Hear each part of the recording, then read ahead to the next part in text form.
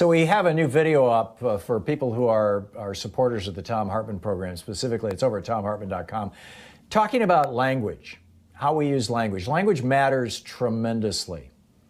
And we have chosen as a society, as a culture, as media, as political leadership, et cetera, not to refer to people like Steve Mnuchin, who threw thousands of people out of their homes illegally during the banking crisis, as looters.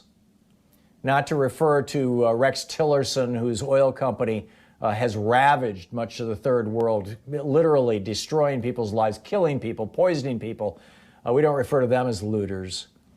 We don't refer to the police who go into neighborhoods and kill people, minorities, particularly African Americans. We don't refer to them as looters, stealing their lives. But when black people rise up and say, no, enough, we call them looters. There's something wrong with this. Check it out. It's at thomhartmann.com.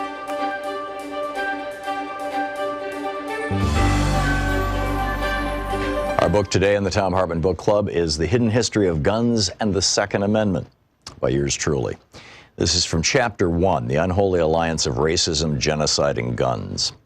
In Isaiah 14:21, the Lord tells Isaiah, "Prepare for his sons a place of slaughter because of the iniquity of their fathers." It's a variation on the old story of karma and seems in a very real way to be playing out today in the United States. America is facing an epidemic. Public health officials use that word of gun-related suicides, accidents, and even homicides and police killings. That epidemic has grown worse in the past decade, largely because the number of guns in America has increased, in large part because of the racial fears of white men who have bought guns in record numbers for 8 years during the time in office of America's first black president. A landmark 1999 study from researchers Franklin Zimmering and Gordon Hawkins showed that the main correlation, far surpassing mental illness, socioeconomic status, or race, that could be defined as causal in predicting the rates of gun deaths is a simple number: the number of guns distributed among society. In the 30 years since that study, Zimmering and Hawkins' results have been replicated and reanalyzed dozens of times. As the American Academy of Pediatrics said in a release published in AAAS's Science magazine, quote, "New research shows dramatic differences in the number of children hospitalized and killed each year in the U.S. from firearm-related injuries based on their state's gun legislation, even after adjusting for poverty, unemployment, and education rates. It found twice as many pediatric firearm deaths in states with the most lenient gun regulations compared to states where gun laws are strictest, end quote. They added that this is a critical issue for children, quoting Stephanie Cho, MD, the lead author of the abstract, quote, "Firearm-related injuries are the second leading cause of death among children in the United States. But we found a clear discrepancy in where those deaths happen that corresponds with the strengths of states' firearm legislation. In states with lenient laws, children die at alarmingly greater rates," end quote. And unsurprisingly, America not only has unusually lenient gun laws, but also has more guns in civilian hands than any other country in the world. America has a bit more than 4% of the world's population, but holds almost 50% of all the guns in civilian hands worldwide, more than 390 million guns. And the more guns a society has, the more gun deaths it will experience. The NRA and their army of lobbyists have been quite successful in making this happen. During Obama's presidency, there was a steady and hysterical drumbeat of articles, emails, and political proclamations by so-called pro-gun politicians and think tanks, suggesting that Obama was preparing to take away everyone's guns at any minute. There was even a subtext embraced by the hard right that he wasn't going to stop there. After disarming white Americans, these folks said, Obama was going to intern them in otherwise unused FEMA camps. Flipped-out gun owners were repeatedly arrested during the Obama years trying to break into retired or temporarily vacant military facilities and toxic waste sites, looking for evidence to prove that Obama was, in fact, preparing the modern-day version of the World War II-era Japanese internment camps. White supremacy was the founding notion of this nation. White Europeans thought themselves so superior to the human beings they met here in 1492 that Columbus himself became the first North American slaver, shipping Taino Indians back to Spain as slaves to the royal family. "A slave is as good as gold," Columbus wrote for the king and queen. Europeans in the Americas then stepped up that game into a hemisphere-wide campaign of racial genocide, pulling off the largest multi-generational mass murder in the history of the world. In the midst of that effort, they also created the legal mechanisms necessary to define and legally regulate slavery, and even built those systems into America's founding document, the Constitution. America was birthed in slavery and genocide, and both needed guns. It was the superior weaponry of guns that gave the European settlers a massive advantage over the bow and arrow-equipped Native Americans, and it was the raw power of widespread white ownership of guns in the South that propped up the institution of slavery for hundreds of years. Without guns, neither would have been possible, or at least neither would have been as easy as they were to pull off. And now, after centuries of guns being used to kill off and keep down people of color in America, those same guns are creating a terrifying epidemic of gun-facilitated violence, from public schools to private homes and public concerts. It's enough to make one think that Isaiah was onto something. Chapter 2, The Sanitized History of America. The United States' expansion and conquest in the late 18th century through the 19th century and into the 20th century is a history written by white men, inked in the blood of Native Americans, and built on the broken and bloody backs of enslaved people brought here from Africa. From 1791, when the Bill of Rights went into effect, until the end of the Civil War, the Second Amendment protected the rights only of white men to own guns. This is simply because until the ratification of the 14th Amendment, states determined who was recognized as a person protected under the Constitution. Initially, in most states, that meant that white men who owned land and paid taxes were the only people considered full citizens under the Constitution. In the South, white men with guns formed slave patrols to control slaves and formed posses to hunt escaped slaves. The book, The Hidden History of Guns and the Second Amendment.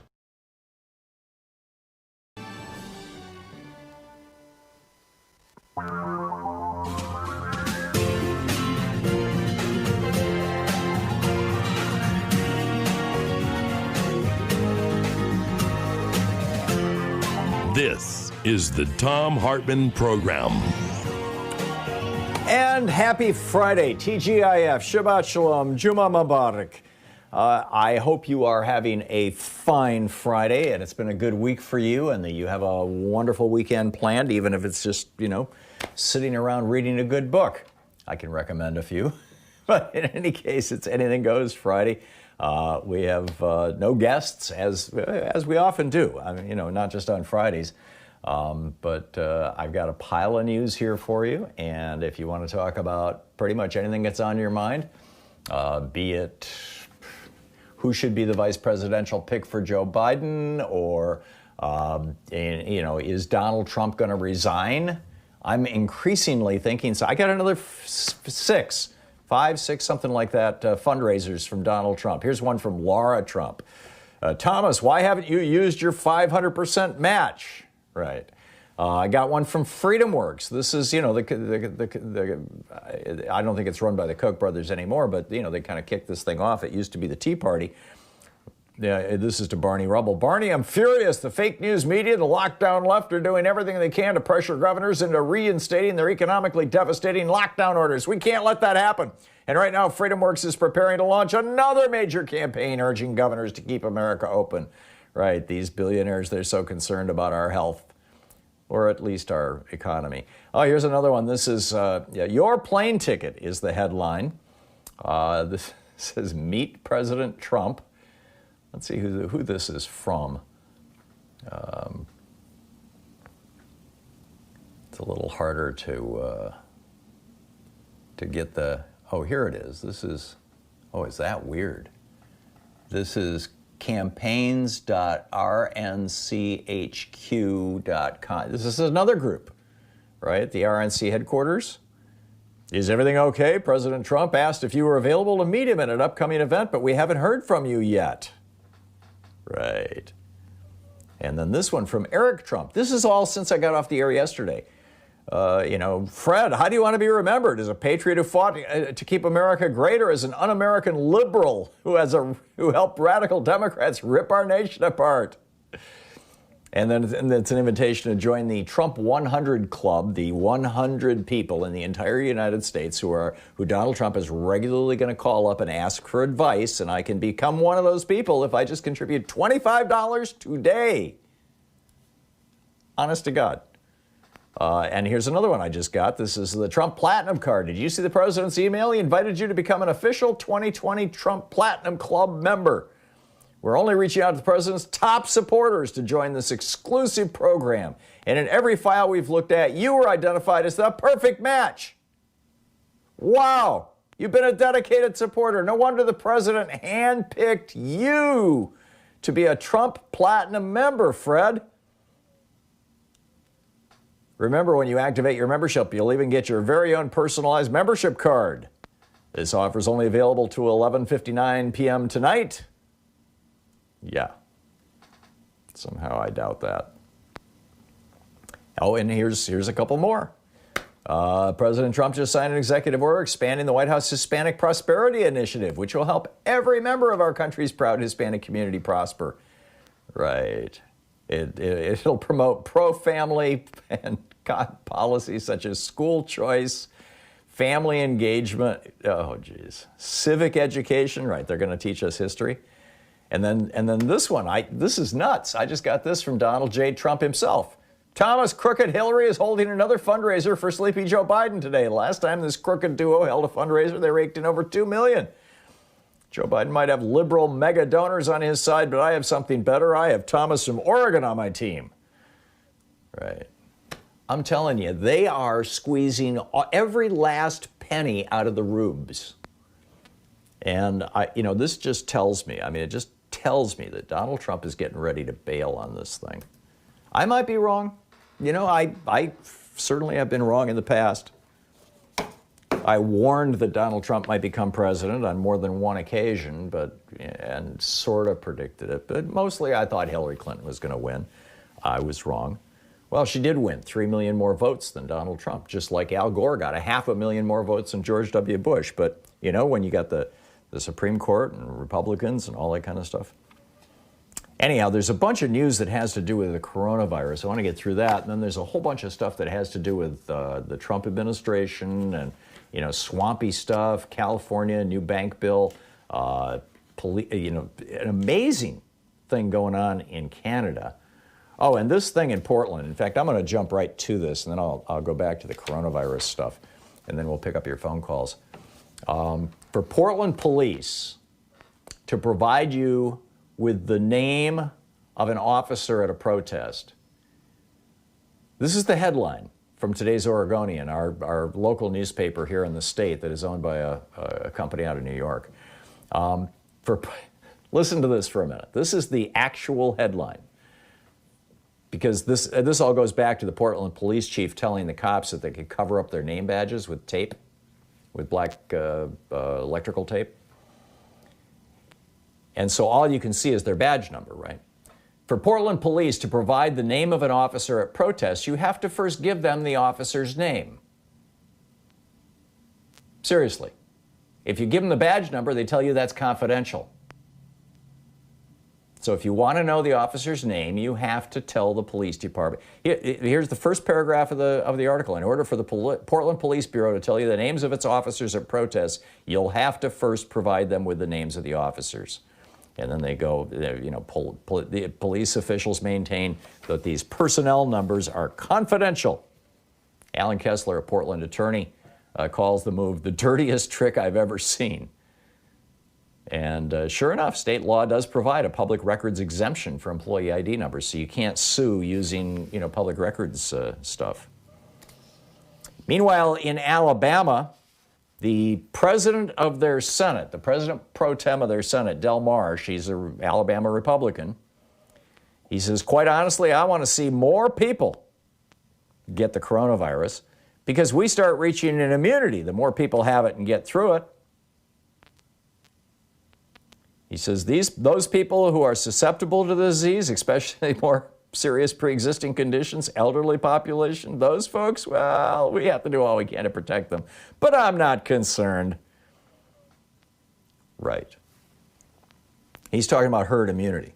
In fact, he used the phrase herd immunity. Herd immunity is 70% of the people. Right now, you've got about 2 or 3% of Americans have been infected. How's that going to work out? Governor Pritzker, Illinois Governor J.B. Pritzker, testified before Congress. The Committee on Homeland Security is examining the national response to the worsening coronavirus pandemic, whatever you call it, committee or hearing. And he says the federal government wasn't leading. We were. He's talking about the governors. He said our COVID-related deaths per day are down 85% from 8 weeks ago, even as our testing continues to grow to over 30,000 tests a day. We were presented a choice between bad and worse was muddled further by the White House's broken promises on testing supplies and PPE deliveries. We were in a bidding war for life-saving supplies against each other and against our international allies. We're paying $5 for masks that should have cost 85 cents. In the midst of a global pandemic, states were forced to play some sort of sick Hunger Games game show to save the lives of our people. Let me be clear, this is not a reality TV show. These are real things that are happening in the United States.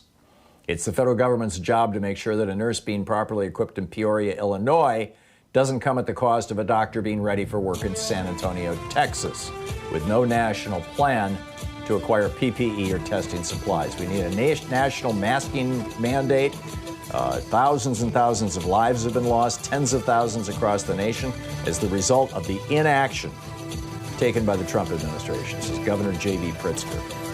Oh, and Congressman Pocan wrote a letter to the airlines. I'll share parts of that with you after the break, but we'll pick up your phone calls. It's Anything Goes Friday, as I said, right after. This is the Thom Hartmann Program. In fact, I think I'm going to move most of this news into the top of the second and third hour. We'll get back to the news as we continue through the day. I'll be picking up your phone calls for the rest of the day.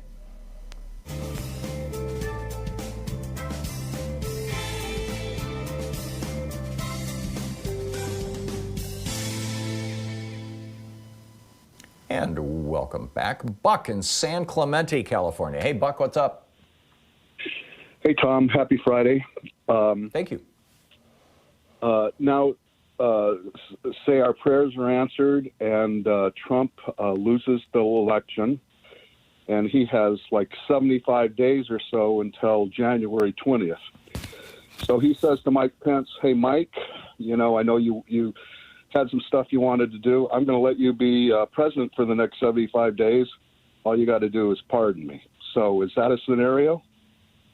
Yeah, although I think it's probably more likely to be acted out on January 19th, so that, all the outrage just gets lost in the scrum of a new president being inaugurated. And it almost becomes like a little technical detail, or maybe even the morning of January 20th, because, the outgoing president really doesn't play any kind of ceremonial role. Go ahead.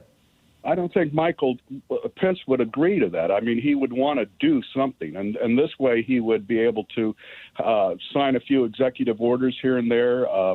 No more gay marriage or whatever. He, rocks his boat. So, I think those might be things that Pence would be happy about, but to be able to go down in the history books for all time as a former president of the United States.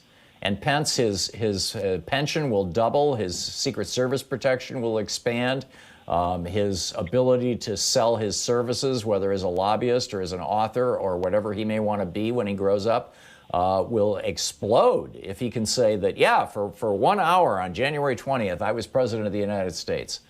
He won't get to do much, but I could see that happening, Buck. Yeah. I think you're onto something, though. I think about it an awful lot. It's scaring me, but keep. Thanks a lot. Thanks a lot for the call, Buck. That's a fascinating take. Cliff in Santa Clarita, California. Hey, Cliff, what's on your mind today? Good morning, Fred. Hey, how you doing? Un-American liberal here. I'm doing good, but I'll get better.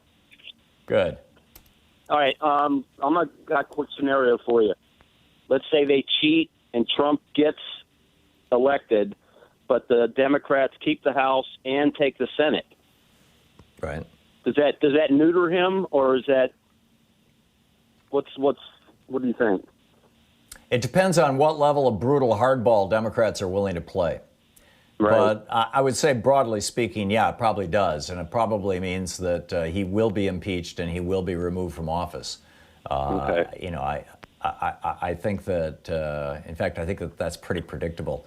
Yeah. He certainly should have been impeached at the very least for the campaign finance scandal of paying off porn stars, so that the American people wouldn't know that he was, hooking up with hookers, or I guess they're technically not hookers, but that he was paying women for sex and paying them very well, by the way. 150 grand. Wow. Hey, okay. The real reason I called, in 2008, the Republican financial fiasco, it was the CDOs, right? The collateralized debt obligations. Right. Now it's CLOs. Is that what you're saying? Yeah. They're loans they're bundling together? Yeah, the collateralized loan obligations, yeah. How many trillions are we talking about? It's in the same neighborhood as the CDOs were. I'm sorry, I don't have the numbers right off the top of my head, Cliff, and it's been a while since I did that story. I don't want to just pull something out of thin air, but you can Google this. There's or DuckDuckGo it. There's some good stuff out there. Cliff, thanks for the call.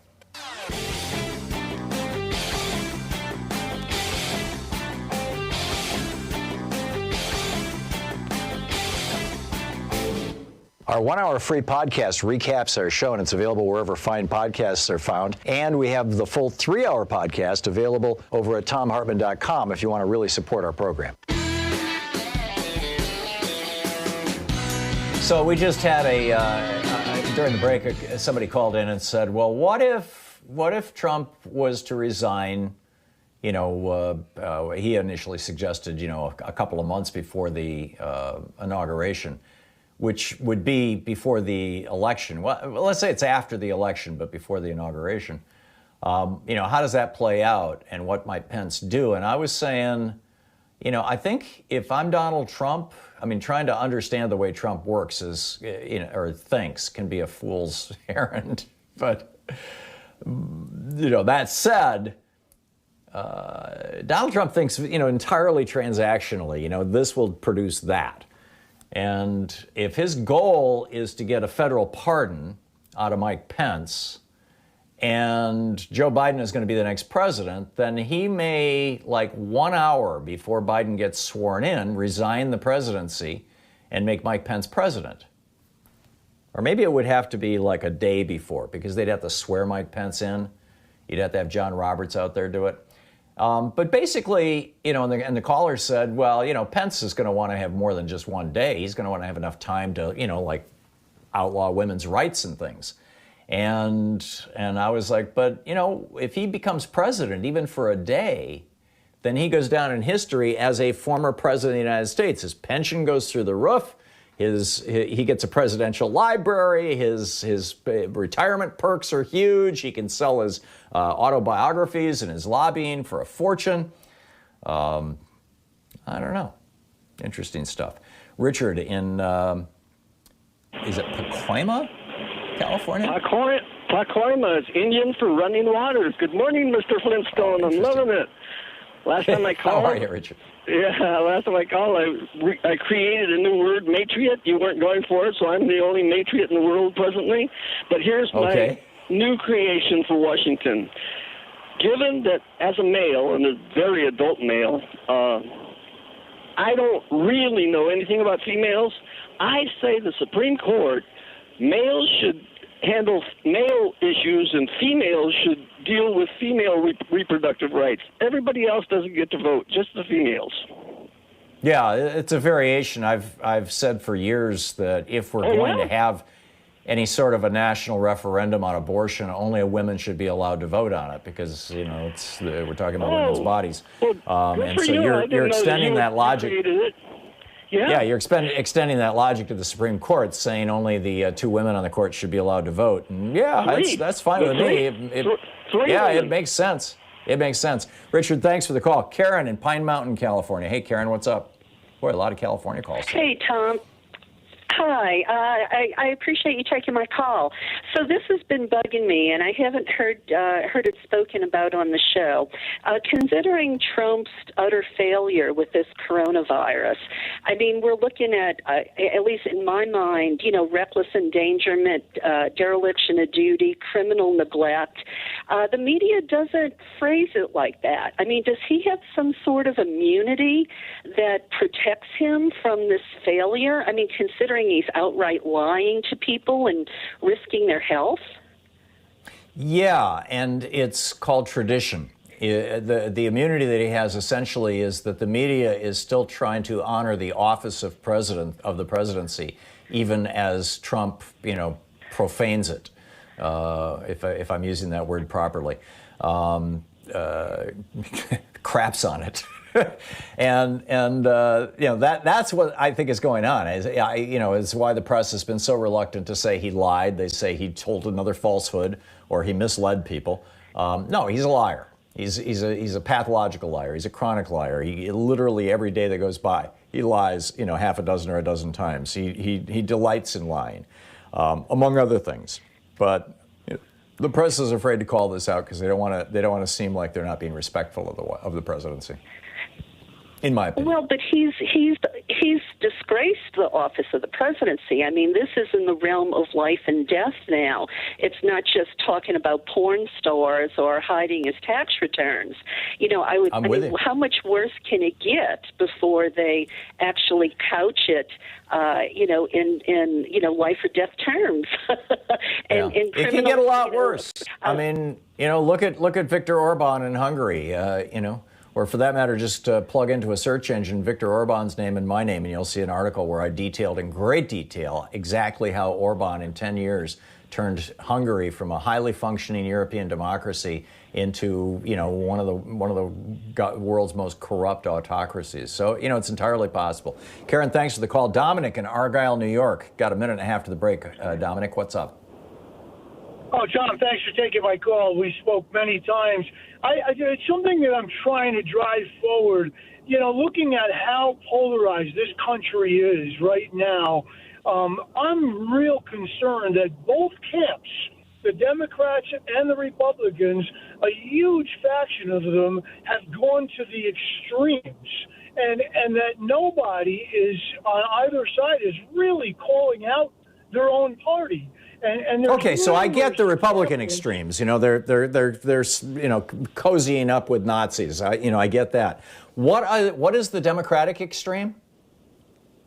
Well, an example, in my state, our Democratic governor set up a commission, this being the third commission, but this one really important, in doubling the requirements for third-party candidates to get on the ballots, and it was a systemic thing where these were his people. So Dominic, how is that an extreme political policy? I don't get what left-wing extremism means. Are you talking about everybody in the country should have health insurance like in every other developed democracy in the world? Are you talking about everybody in the country should have free education? Absolutely, I believe in that. You consider these extremist positions? I voted for it. Well, no, it's not, Tom.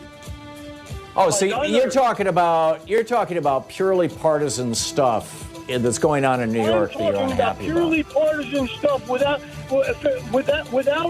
holding ourselves accountable. And yeah, okay, I get it. Dominic, surprise, surprise. Politics is about power, and politicians are always going to try to abuse power. Dominic, thanks for the call. We'll be right back. Listening to the Thom Hartmann Program. Call 202-808-9925. But this whole meme that there's extremists on the left and the right is frankly BS. Totally BS. Name one extremist left-wing policy.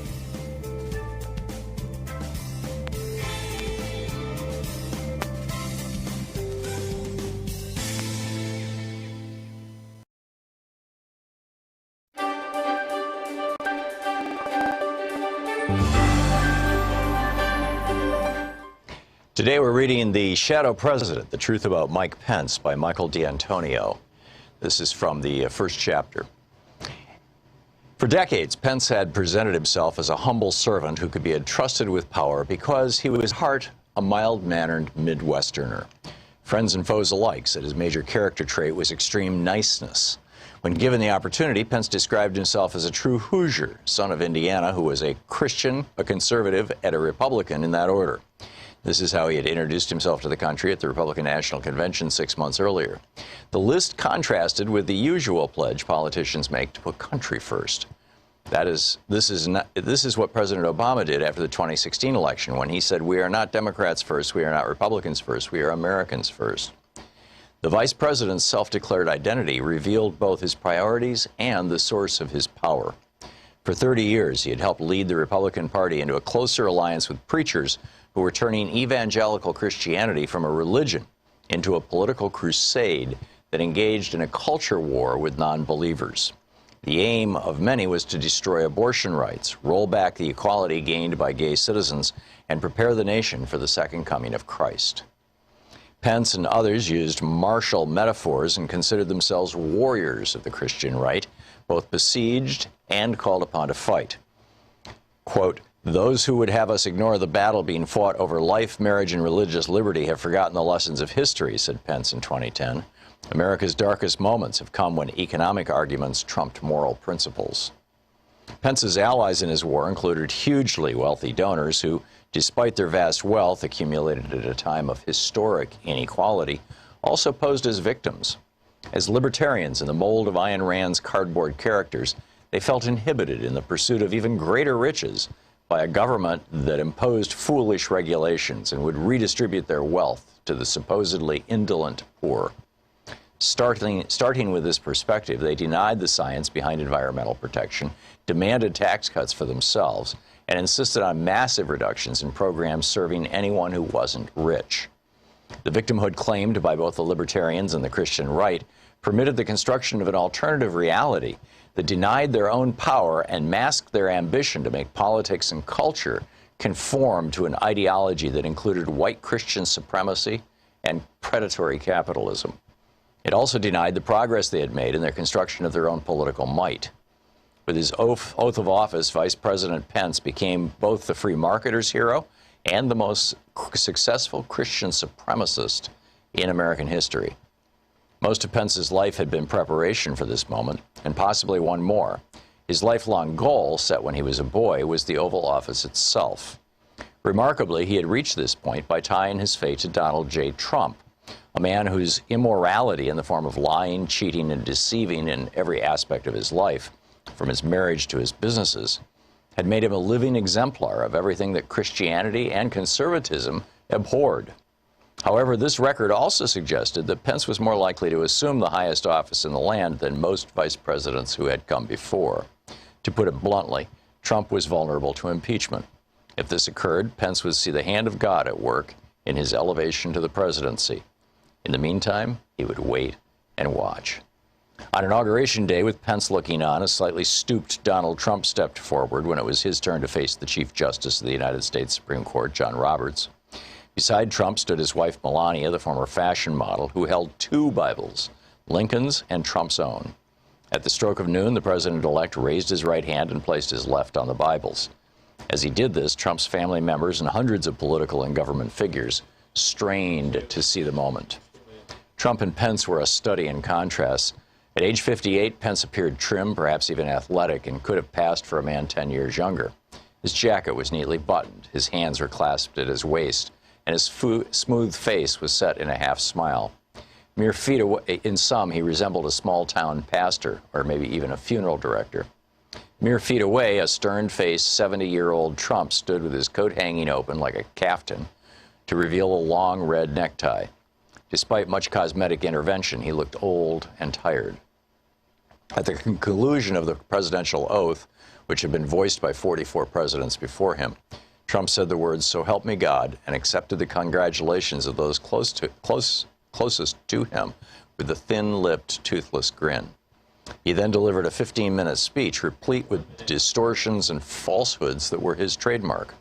He declared that America was awash with crime and despair and under constant attack. "This American carnage stops right here and stops right now," said Trump. It was the most remembered phrase of the address.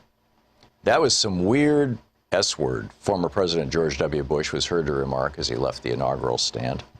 Weird was the mildest word that one could attach to the 45th President of the United States as he launched an administration that would be stained by scandal and corruption so broad it defied a citizen's ability to grasp. Cronyism, secrecy, and nepotism would flourish. Presidential lies, daily cataloged by the Washington Post and others, would come at the rate of more than 150 per month. From the moment of his oath, Mike Pence, the vice president, faced the historic, some would say daunting, challenge of dealing with an erratic and undisciplined commander-in-chief. The book, The Shadow President, The Truth About Mike Pence.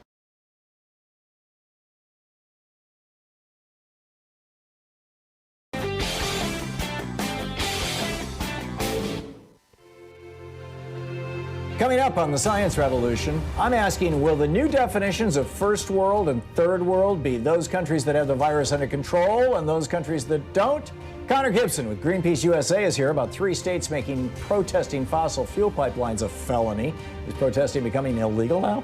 Robert Weissman with Public Citizen drops by. He's concerned about Trump's land management pick. The guy's a climate-denying extremist. I'm concerned too. Kevin Camps from Beyond Nuclear is telling us about even more nuclear waste that they want to bury under New Mexico's desert. Plus, geeky science. Does sitting cause cancer? Tune into the Science Revolution wherever fine podcasts are available.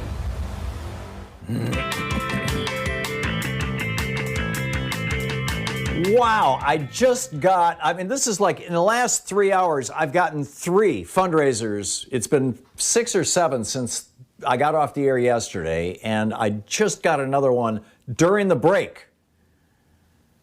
At the very top, the headline is, "The police have become the enemy," in quotes, dash Joe Biden. Only the police have part of it is in brackets, meaning they inserted those words into the quote. And Fred, it's time to get tough. Sleepy Joe Biden has officially joined forces. Now here's where he trots out the people who are not white. With socialist squad members Ilhan Omar and Alexandria Ocasio-Cortez and called to, in all caps, defund the police. Disgusting. It's obvious that the Democrats hate America and they hate our great police. Sadly, this is only a preview of what's to come if we let these radical lunatics steal the election. We have to stop them from destroying America. And the only way to do that is to make sure we have the necessary resources to fight back. I'm calling on my best supporters like you, Fred, to step up and contribute to our Beat Biden Fund. Please contribute $25 by 11:59 p.m. tonight to the Beat Biden Fund. Right. I mean, it just never stops. I swear, this guy is like he's getting ready. He's getting ready to bail, and he's taking all the money with him. Damien in San Juan County, New Mexico. Hey, Damien, what's on your mind today?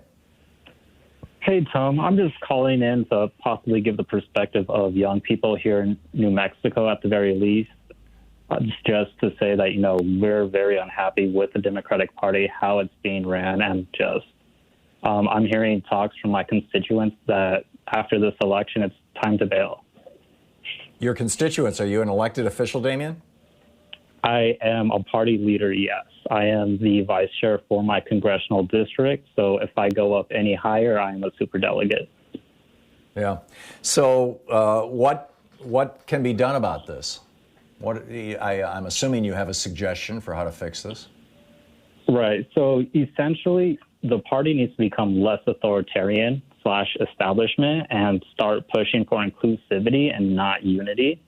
In my experience, being a young person of color, anytime I've tried to speak up, it's, now is not the time. You need to wait. But yeah, as we've seen across the nation with the Black Lives Matter movement, without young people telling them no, older generations telling young people no, we have all these protests nationwide and young people getting active. Yeah.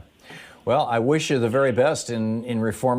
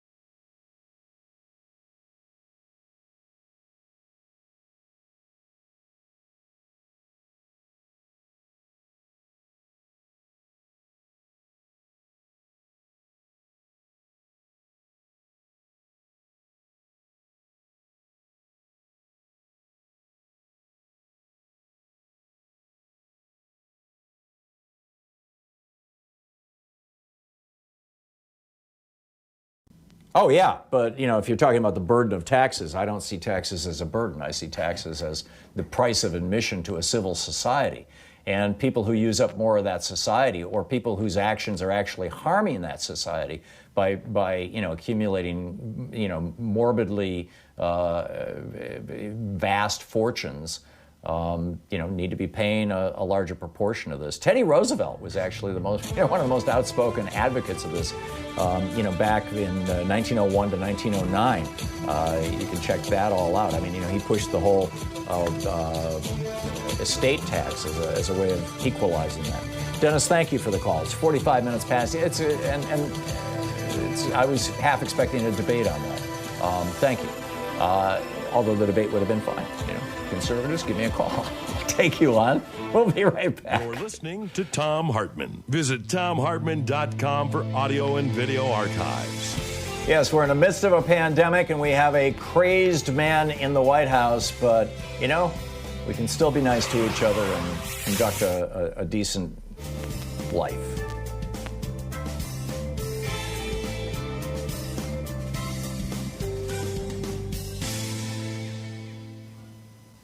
And welcome back. Robbie in Portland, Oregon says, you want to debate me about why Biden is the wrong candidate. You're not going to get a lot of debate from me, Robbie. Well, I know you always hang up on me and he tell was me not my candidate. You always tell me to not do the circular firing squad, which is just sad because you would think you'd be able to tell me why you should be able to vote for Biden, why you think voting for Biden is good without telling me the reason is Trump. Well, because the way that our system is set up right now, I don't really have a choice. No, but I just said without saying that the reason is Trump. Like, is there any reason besides that? Well, that's like my saying, Robbie, what are you going to eat today if you don't eat any food?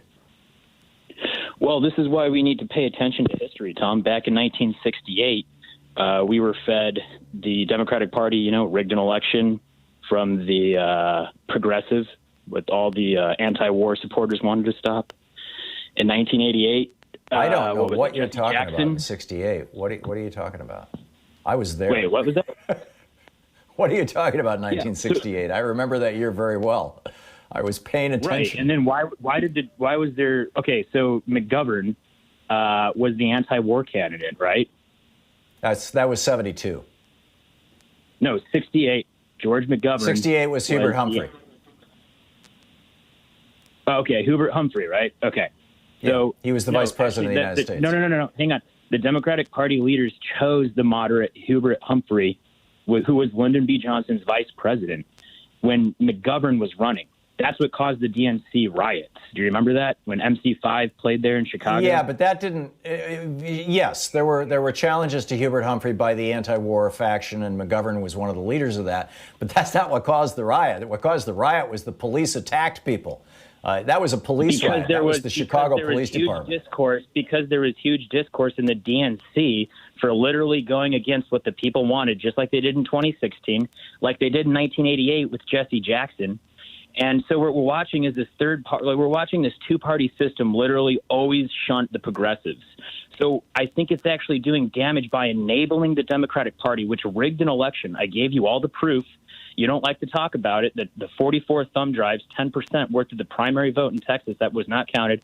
The South Carolina, the Massachusetts exit polls that weren't matching, the Iowa debacle, all the rigging that the Democratic Party did is a symptom of the larger cause. And so I think when we say, well, we have to vote blue no matter who, we are enabling the Democratic Party to get away with it. And they're just going to keep doing it. So I think when you fall to this... So we should just turn the Republican Party loose and just say, okay, you guys want to go full fascist, pick up Viktor Orban's playbook, rule by decree? Sure, just fine with us. No, I think we should start trying to take the Democratic Party... You think Jill Stein's going to win things? No, I think we should start taking the Democratic Party and hold them accountable and tell them we're not going to vote for them because they put a racist, rapist, voting rigging person in. How I don't see the difference between it, especially because you're in the state of Oregon, which is a blue state. So maybe we should vote third party just so the Democrats will take us more serious and not rig an election again. Yeah, Robbie, that whole sales pitch just is not going to fly this time. I mean, take Tom, that to some foreign country. It's this is the stuff that's coming out of your mouth right now is the stuff that I'm reading from the Russian bots, frankly, on my Twitter feed. I get your point. There are problems inside the Democratic Party. There's some huge problems in the Democratic Party, but they're not all fascists, let's say, which is a terrible slogan. But anyhow, we'll be right back. 49 minutes left.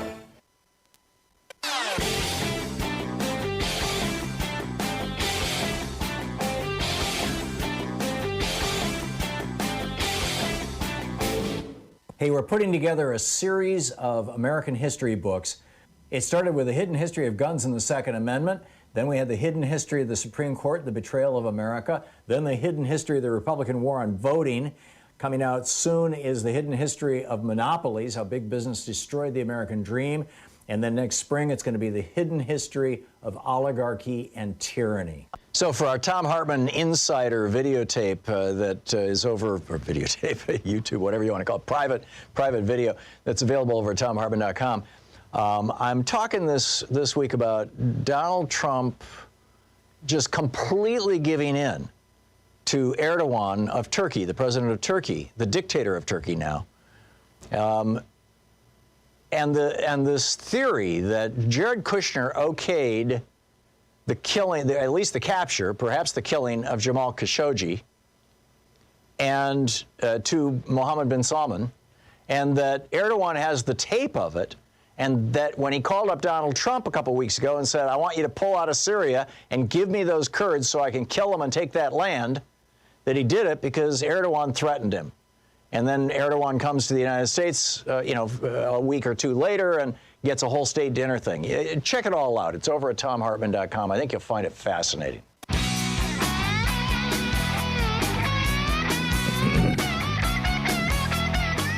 Oh, welcome back. Thom Hartmann here with you. Robin in Kingston, Washington. Hey, Robin, what's up? Hi, Tom. Probably should have called in on Thursday with the conspiracy things, but so it fits that. But I think something came out this morning that really triggered and closed the circle on a telephone call that I had given you 6 to 8 months ago. And that is what the oligarchs and major corporations are doing in holding all of the trillions offshore. And now they've just been boosted by other trillions that were given to them, to a narrow number of people by the Fed. And it came out, the closing of the circle came out on Stephanie Ruhl's show this morning, where Mayor Lightfoot from Chicago announced that they have been working for a long time for a major public-private initiative to solve a wide variety of societal and economic problems in the Chicago area. And boy, a red flag came up, because the concept that I had come up with, which is answering the question of why the trillions offshore, which would be to buy, this country, it needed a trigger. It needed some type of a mechanism to do it, and it just dawned on me that perhaps this pandemic is going to allow people in this country who are so nervous, the citizens, to go along with this public-private process, which is basically the oligarchs and their corporations buying this country. So to me, this was just leapt right out of the TV this morning, and I think that the big business and the banks and the oligarchs want to be the operators and doing what a solid democracy should do for itself, so they can profiteer from it. And I have a prediction, and this is sort of given over to the elder left, whom I am very critical of because they just haven't been involved enough. You will remember these statements. I'm going to predict, Tom, that this term public-private is going to end up in 5 to 10 years as being in the same category as the following three: trickle-down economics, burn the village to save the village, and you can't have peace without war. I think those concepts and statements. Robin, I agree with you. Phrases. You know, you can stop right there. I agree with you. And I can't speak to what Lori Lightfoot might be up to because I haven't read the article about that. I don't know specifically what you're talking about. I take your word at it that she's using that phrase. Whenever I hear the phrase public-private partnership, it makes me cringe. Government should be doing government functions. Private companies should be doing private functions. Government, can buy things from private industry. If you want the Social Security Administration to have nice computers, they can buy them from Dell or IBM or whatever. But I am with you, and I don't know what I can add to that. Dwayne in Lincolnville, Kansas. Hey, Dwayne, what's up? Oh, it's good to talk to you, Tom. What's up? I want to talk about the Confederate flag and the Nazi flag, the swastika. Okay. Both of them are symbols of terrorism. The Nazis against the Jews, and the Confederate is for racism.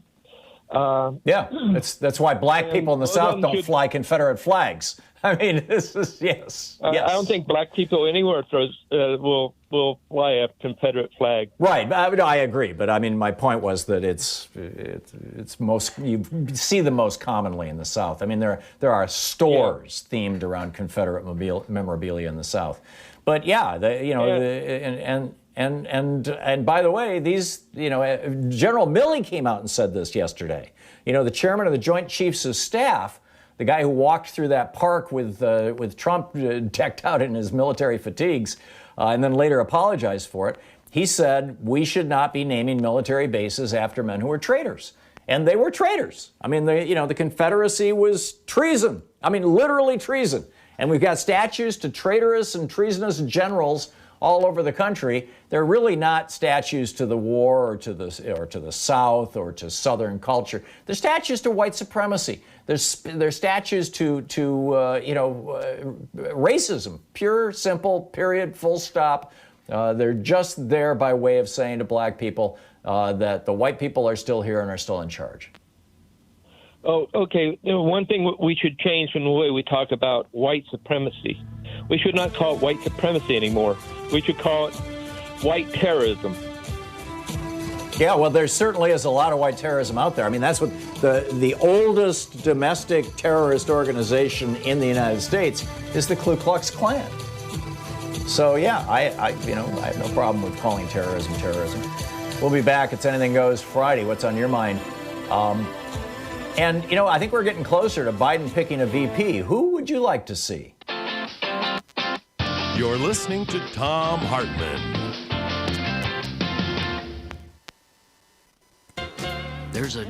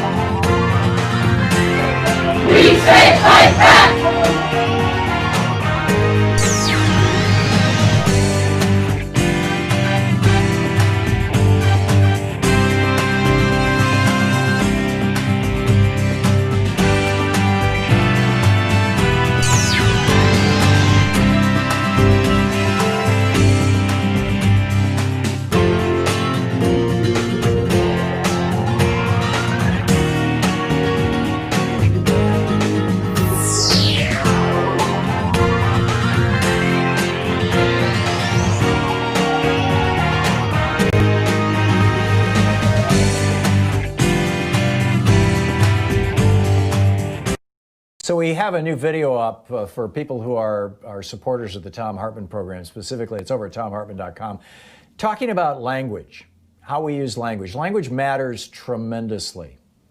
And we have chosen as a society, as a culture, as media, as political leadership, et cetera, not to refer to people like Steve Mnuchin, who threw thousands of people out of their homes illegally during the banking crisis, as looters.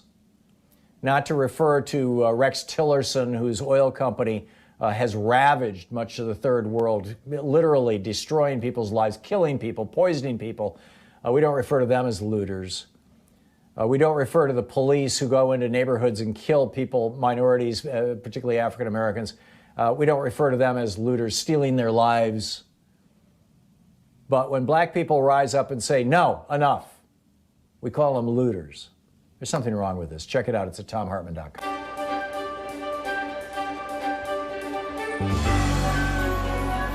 Our book today in the Thom Hartmann Book Club is Stand Up, Struggle Forward by Sanyika Shakur. This is a book that was written back in the late 90s, but it's still very, very timely. This is from the second chapter titled Class Antagonisms Inside the Fundamental Contradiction of National Oppression. Having just passed the 19th and quickly approaching the 20th anniversary of the LA Rebellion, we should be reminded here of what Rodney King whimpered as he stood in front of a bank of microphones surrounded by class enemies and neo-colonial politicians. We should remember how he'd been dressed in that non-threatening cardigan sweater, white shirt, and black tie, how his hair had been tortured into submission by a jerry curl. We should reflect as well upon how timid and spooked he looked, and on how concerned and stern those who flanked him were as well. That was a Kodak moment. It was staged to foster an image of contrition and resignation, submission, a victim. Rodney King had been led to believe, through a bourgeois sense of reasoning, that the rebellion was really about him, that the reason new Africans and Mexicanos took to the streets of South Central was the result of his filmed beating. That, of course, is typical of mechanical bourgeois thinking. What it's not typical of, however, is someone from the hood. And this cuts both ways. No one in the hoods and barrios ever thought it was about Rodney King. We'd all seen the film over and over like everyone else, but that was par for the course. We'd always seen that, long before anybody caught it on tape. Actually, we'd experienced much more than that. Why, it's safe to say that the hoods had gone to war with each other in vicious waves of internal, intra-class combat for much less than that, though because of a general colonial mentality which prevents the challenging of bottom-up oppression, the same hood forces will not, in any systemic way, wage war on the pigs, or for freedom, land, and socialism. Rodney King alone, and of his own accord, would not have thought to hold a press conference to ask the asinine question in the form of a whimpering request, can't we just all get along? The fact of the matter is, we are getting along. New Africans and Mexicanos are getting along just fine. What we couldn't understand was why he was admonishing us for getting at the exploiters of our communities. The impression he gave, with his handler's hands up his back like a ventriloquist troll, was that a race riot was going on, as if we had all begun to kill each other or burn and rob each other's homes. His handlers compelled him to send up a false flag, a diversion. But you see, this was the very thing that exposed the class interests and reactionary politics of the Uncle Toms that had been designated to handle him, and by extension, us. Let's go back for a minute. Let's talk social development, aka history. There exists a fundamental contradiction in our lives that, like an elephant in the room, no one wants to acknowledge.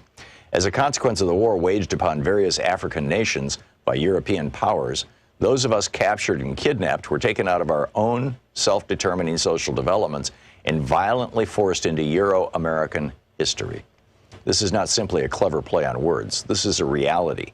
We lost the ability to control our own destiny. Read that again. From that time until now, the fundamental basic contradiction between the U.S. oppressor nation and our own oppressed and colonized nation has been the governing imperialist relationship, which is to say, us not being in control of the qualitative factors that determine our lives as a people, as a nation.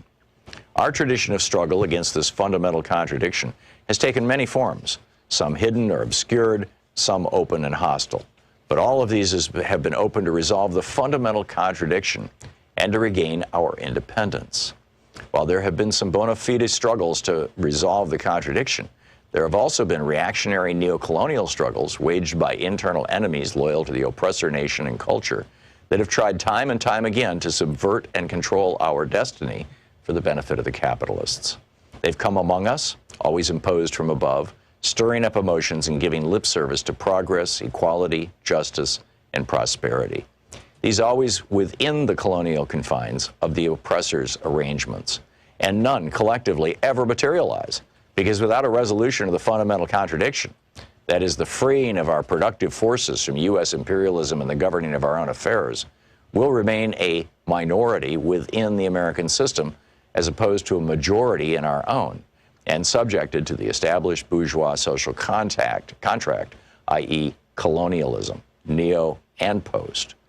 We can parade all through the empire with black congressmen, black mayors, black governors, black police chiefs, black Supreme Court justices, hell, even a black president. And absolutely nothing will alter the genocidal relationship that governs our national oppression here, because the blacks are part of the colonial apparatus.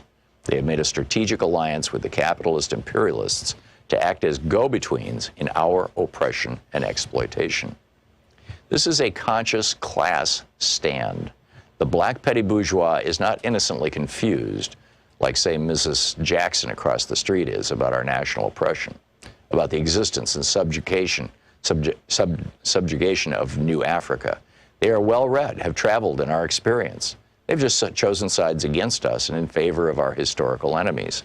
And the sooner we recognize and internalize this, the better off we'll be. Black ain't nothing but a color. As a designation of our national identity, it has played out. It is a superficial understanding at best and a foolish and dangerous analysis at worst. We have no collective control over the qualitative factors which determine our lives. We do not, in other words, control our destiny, not as a people or a state. The book is Stand Up, Struggle Forward by Sanyika Shakur.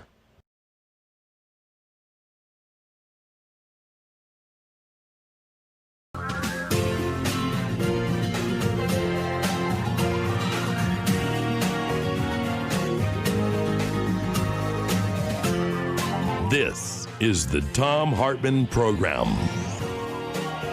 And welcome back. It's Anything Goes Friday, and I'll be picking up your phone calls in just a few moments. I just wanted to bring you up to date on some of the news of the day. This headline over at Newsweek, of all places: Mexican residents form blockade at border as Arizona coronavirus cases rise.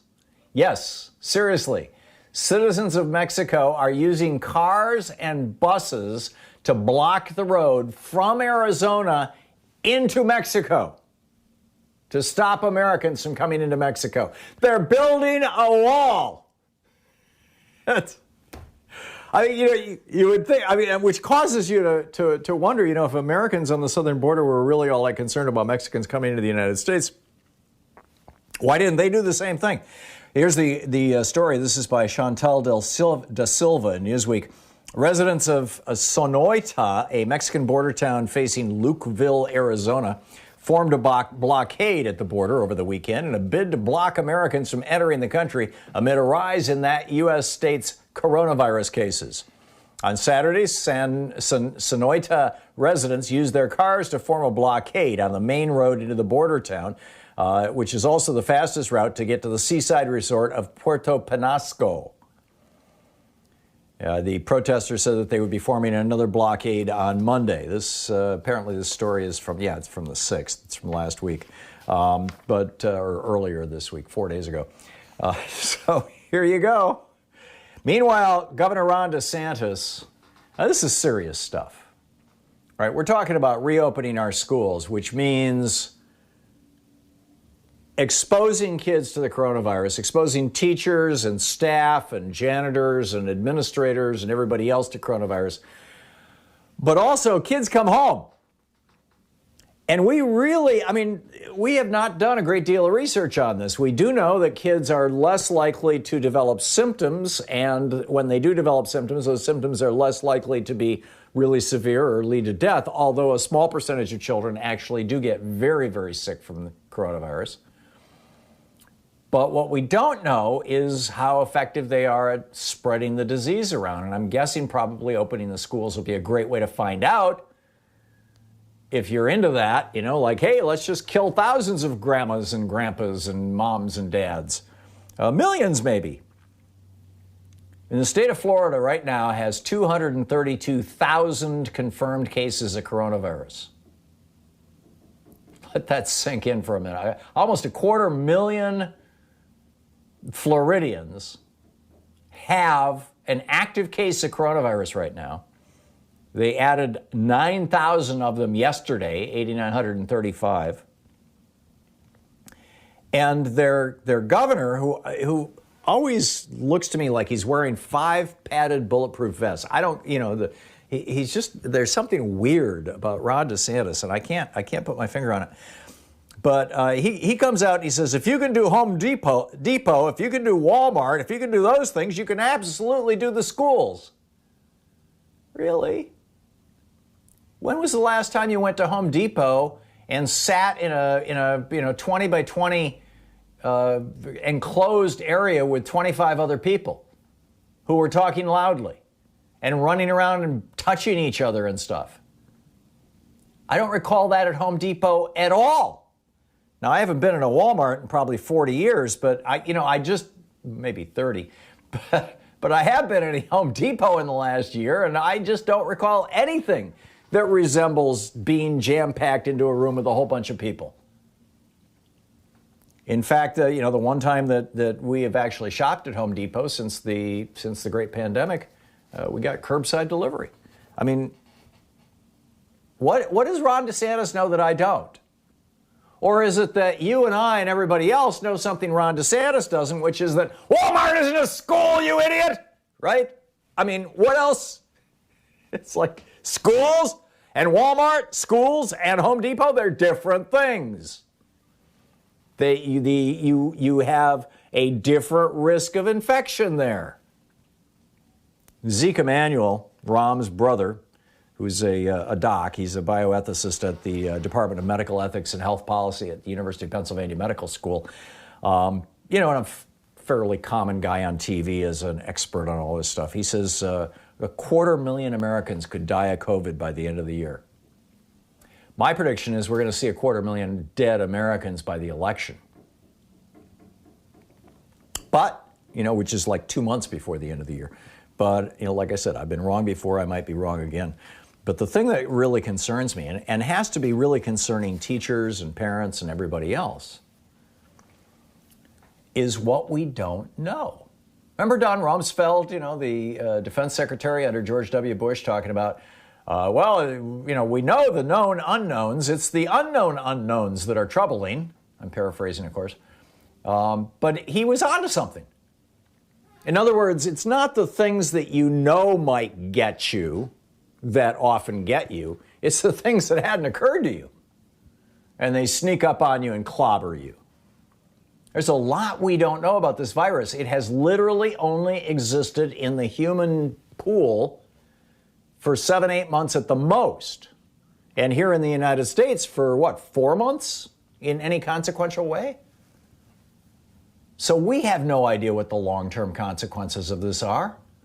We don't know if it's going to be like, chicken pox that produces shingles down the road, or if it's going to be 95% of people who got polio were asymptomatic.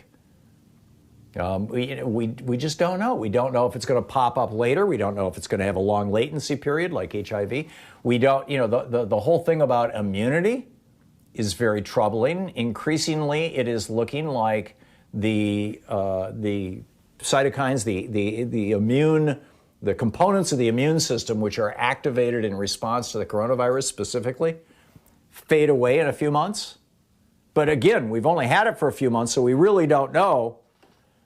But if that's the case, that's the case with all the other coronaviruses, by the way. Well, actually, we don't know about SARS and MERS, although it appears that within 2 years, people who have had SARS and MERS no longer have antibodies, which means they could get infected all over again. With the common cold, your immunity only lasts a few months.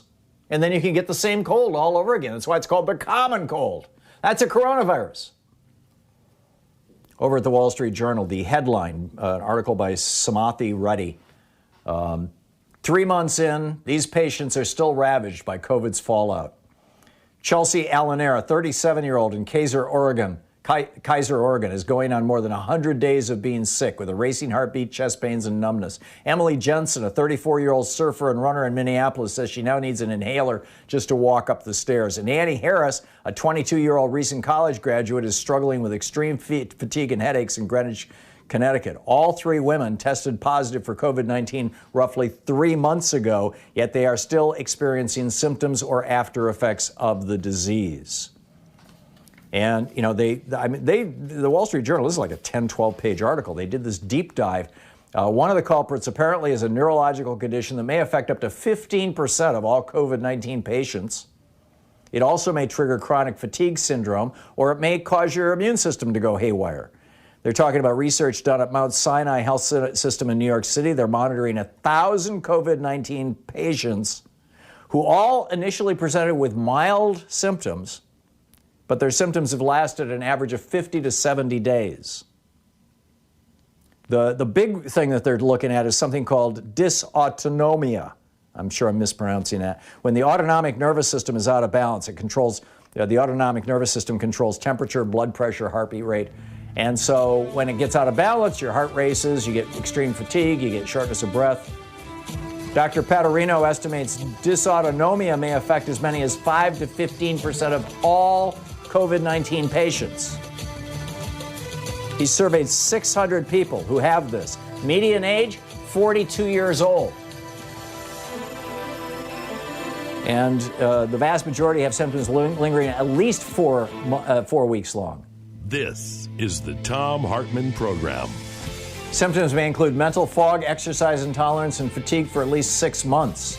And they go through digging deeper and deeper and deeper into this.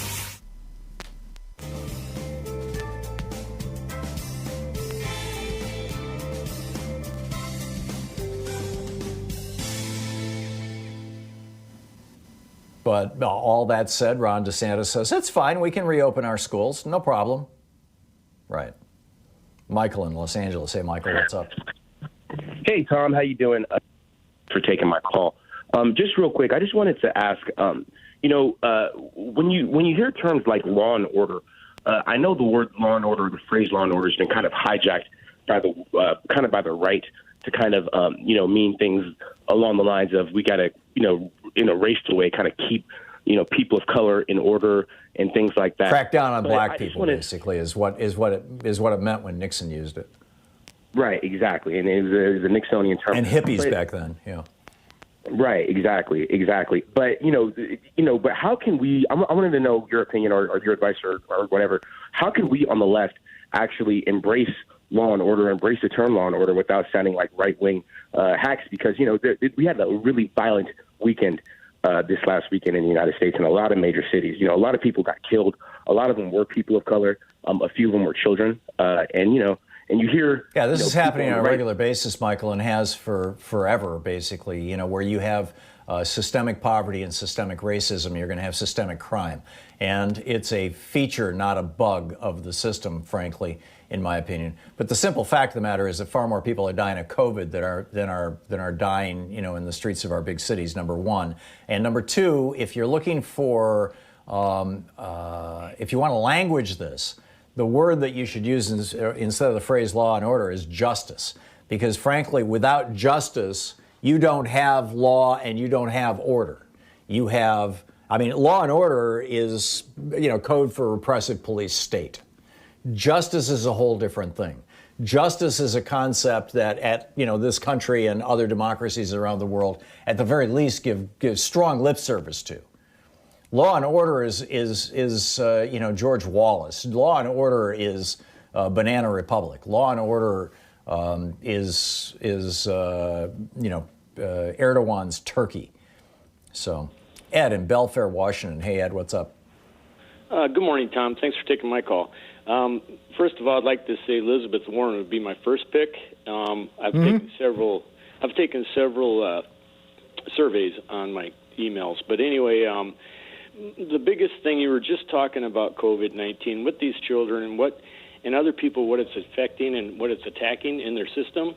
I can see 5, 10, 15, 20 years from now, insurance companies, if we don't get health care for everybody, they're going to call that a pre-existing condition, and they're going to deny people health care. Oh, try 6 months from now if the Supreme Court rules the way that the Trump administration is asking them to. And apparently they've punted on this until after the election. That the Affordable Care Act is unconstitutional. Then you're going to very quickly see COVID-19 considered a pre-existing condition. And if you've ever had it, you won't be covered for anything else that might be associated with it for the rest of your life. it's very sad. It's just the sad state of affairs that this country's in right now. But Donald, I think, is finished, and with the decision by the Supreme Court to hand over his tax papers over to the New York prosecution, I'm hoping something will happen with that, and we can get on with our lives. Yeah, we'll see. We'll see. I share your hope, Ed. Ed, thanks a lot for the call. We'll be right back. It's coming up on 20 minutes past the hour here in the Thom Hartmann Program. I've got a letter here from Mark Pocan to the airline chiefs, too. I will share that with you as we continue through this hour. Stick around.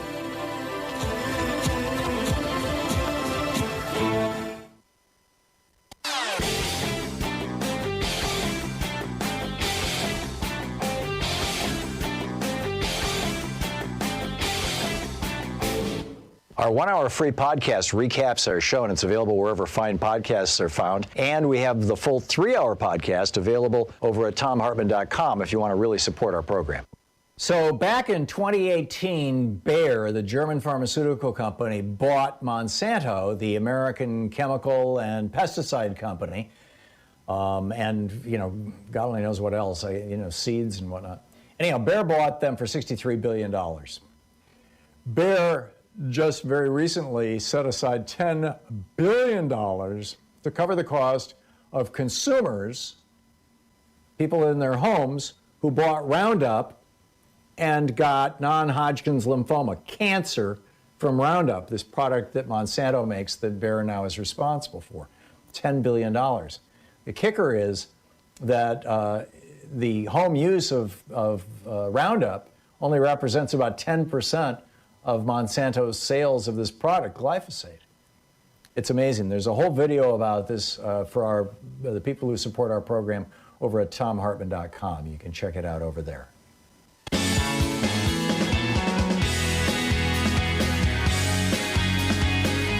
Welcome back. Thom Hartmann here with you and Charlie in Austin, Texas. Hey, Charlie, what's on your mind today?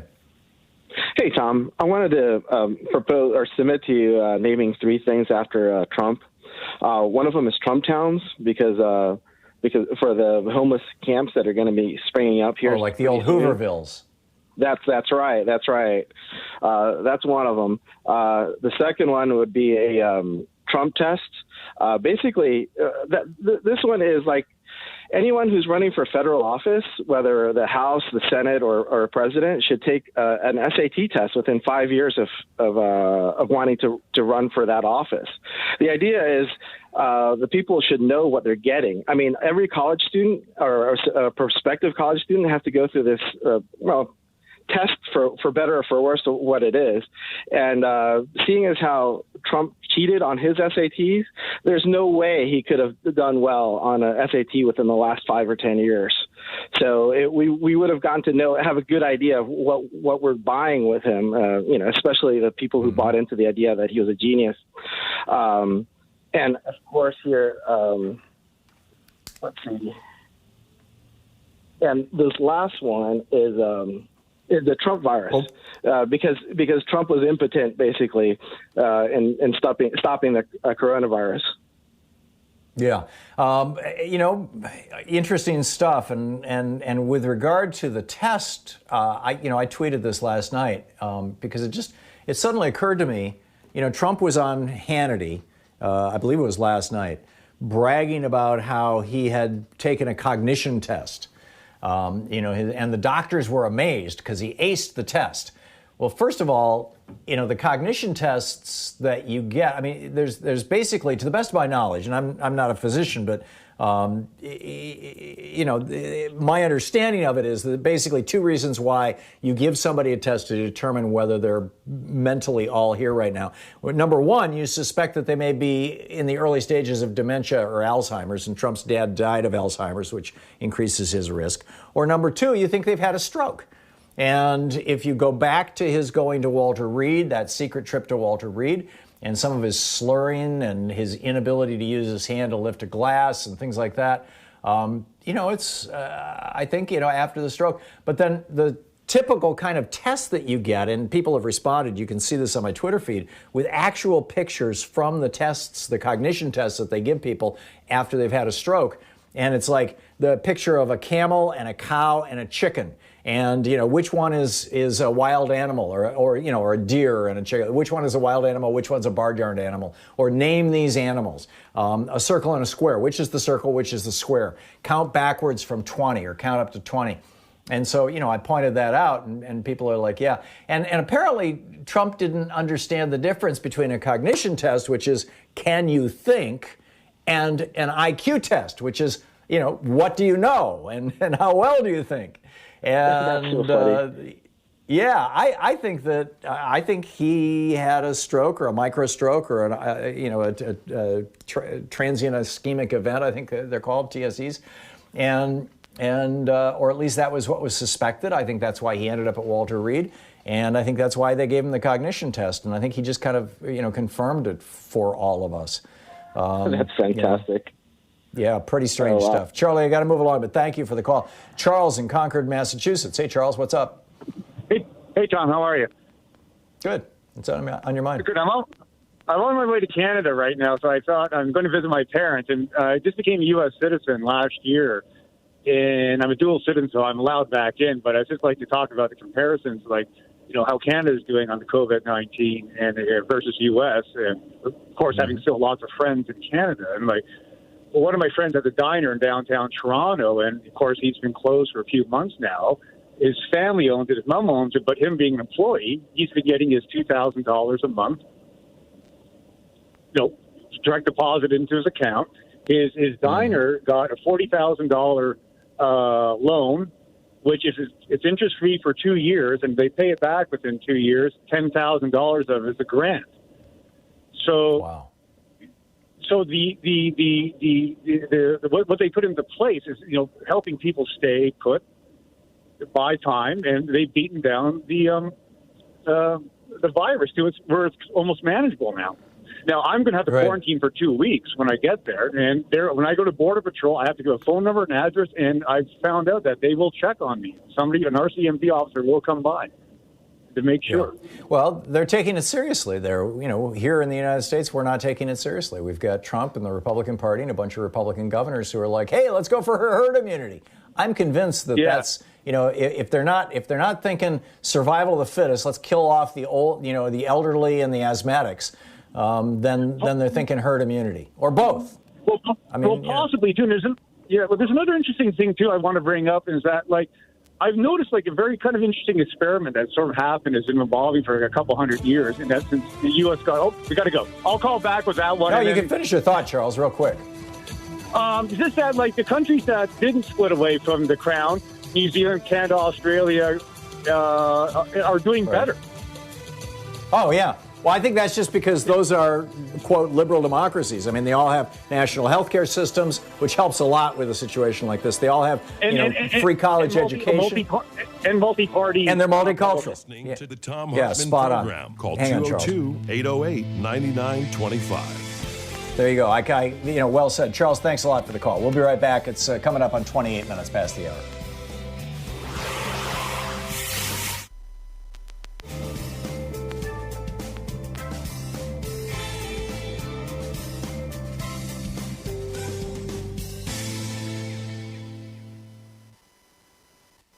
This is the Thom Hartmann Program.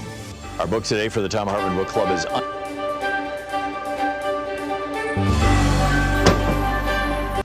Today's book in our book club is The Hidden History of the War on Voting, Who Stole Your Vote and How to Get It Back by this guy, Thom Hartmann. This is from chapter 1, or from the introduction, actually. In 2016, 6% of Americans who were eligible to vote nominated Donald Trump as the GOP's presidential candidate. It was 8% for Hillary Clinton on the Democratic side. Trump went on to be elected president by 26% of eligible voters. The modern American oligarchs have largely stayed in power using 3 simple elements: explicit and overt racism, massive disinformation campaigns, and voter suppression. No ideas, no push for better schools, hospitals, airports, roads, or bridges, or reform of our health, energy, or financial systems. No promise of more and better jobs.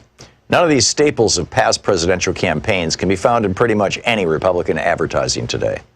Instead, the public Republican message is all about race, or the subset of race, religion, Muslim stands in for brown Arab in GOP speak, and immigration, aka brown people from south of our border, and socialism. Meanwhile, Republican secretaries of state across the nation are vigorously purging voters from the rolls. Over 17 million, more than 10% of America's active voters, in just the 2016-2018 period, according to NBC News. After the, after the 5 Republican appointees on the U.S. Supreme Court gutted the Voting Rights Act in 2013, 14 GOP-controlled states moved within a year, some within days, to restrict access to the vote, particularly for communities of color, students, and retired people. In North Carolina, for example, 158 polling places were permanently closed in the 40 counties with the most African-American voters just before the 2016 election, leading to a 16% decline in African-American early voting in that state. An MIT study found that nationwide, Hispanic voters wait 150% longer in line than white voters, and black voters can expect to wait 200% longer in line to vote.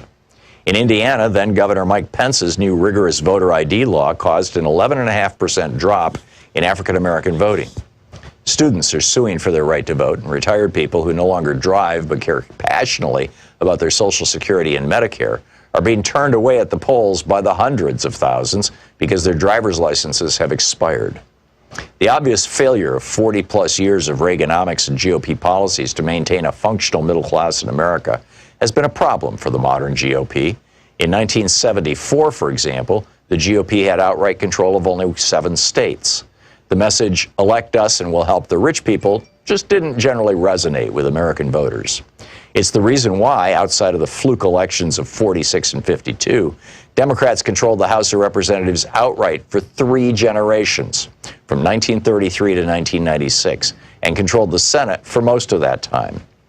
Desperate to win the presidency for the GOP in 1968, Richard Nixon went so far as to commit treason by torpedoing a peace deal with President Lyndon Johnson that President Lyndon Johnson had worked out with the North and South Vietnamese.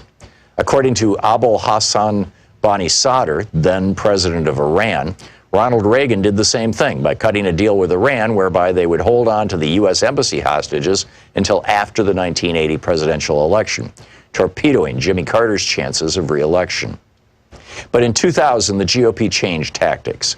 After Reagan was almost busted for his part in Iran-Contra, he testified that he had forgotten about details of the program more than 80 times. His growing Alzheimer's spared him an indictment. They realized that getting busted for treason wasn't worth the risk. They needed a plan B, and it was deliciously simple. If most voters don't like what you're selling, then just don't let them vote. Paul Weyrich promoted this idea back in 1980 when he was campaigning for Reagan after co-founding the Heritage Foundation. And indeed, many Republican luminaries, such as William Rehnquist, who went from serving the GOP by standing in polling places and intimidating Hispanic and Native American voters in the 1960s, to becoming Chief Justice of the Supreme Court, rose up through the ranks by participating in Republican-run voter intimidation schemes. Voter suppression became the foundational go-to tactic for the GOP in 2000. Although the GOP attacked Democratic presidential nominee Al Gore with smear and innuendo, ridiculing him for helping write the legislation that created the modern internet, for example, the main thing that got George W. Bush into the White House was voter suppression. His brother, Florida Governor Jeb Bush, and Bush's Secretary of State, Katherine Harris, threw somewhere between 20,000 and 90,000 African-American voters off the rolls. They were able to get the vote close enough. The 5 Republican appointees to the Supreme Court functionally awarded Bush the presidency. The BBC covered this in 2001 in 2 major investigative reports that were seen all over the world, except on any American media. By 2016, the Republican Party had fine-tuned its voter suppression and intimidation systems to the point that they ran like well-oiled machines in nearly 30 states. Between the 2012 and 2016 presidential elections, for example, Ohio had purged more than 2 million voters from its rolls, the vast majority, more than 2 to 1, in heavily African-American and Hispanic counties. The 5 Republican appointees on the Supreme Court ruled in 2017 that they could keep it up, and other states have since adopted their new tactic of caging voters. The book, The Hidden History of the War on Voting, by me.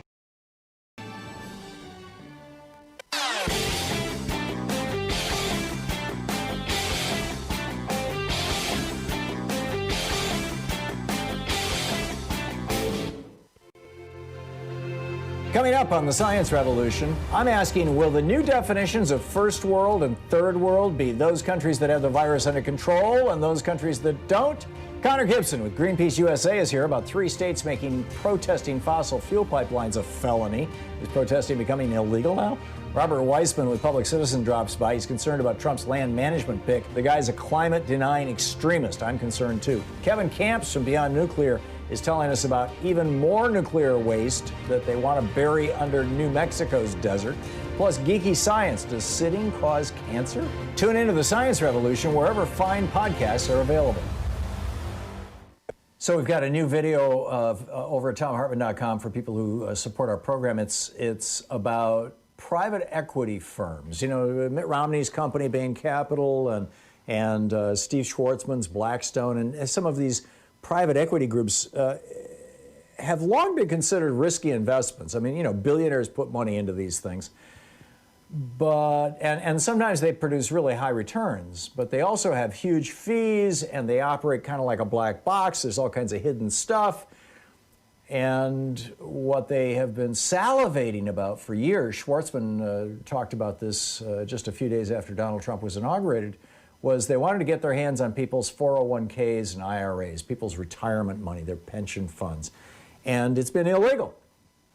And Trump and Eugene Scalia, the head of the Labor Department, just legalized this practice. The consequences could be dramatic. The video's over at ThomHartmann.com.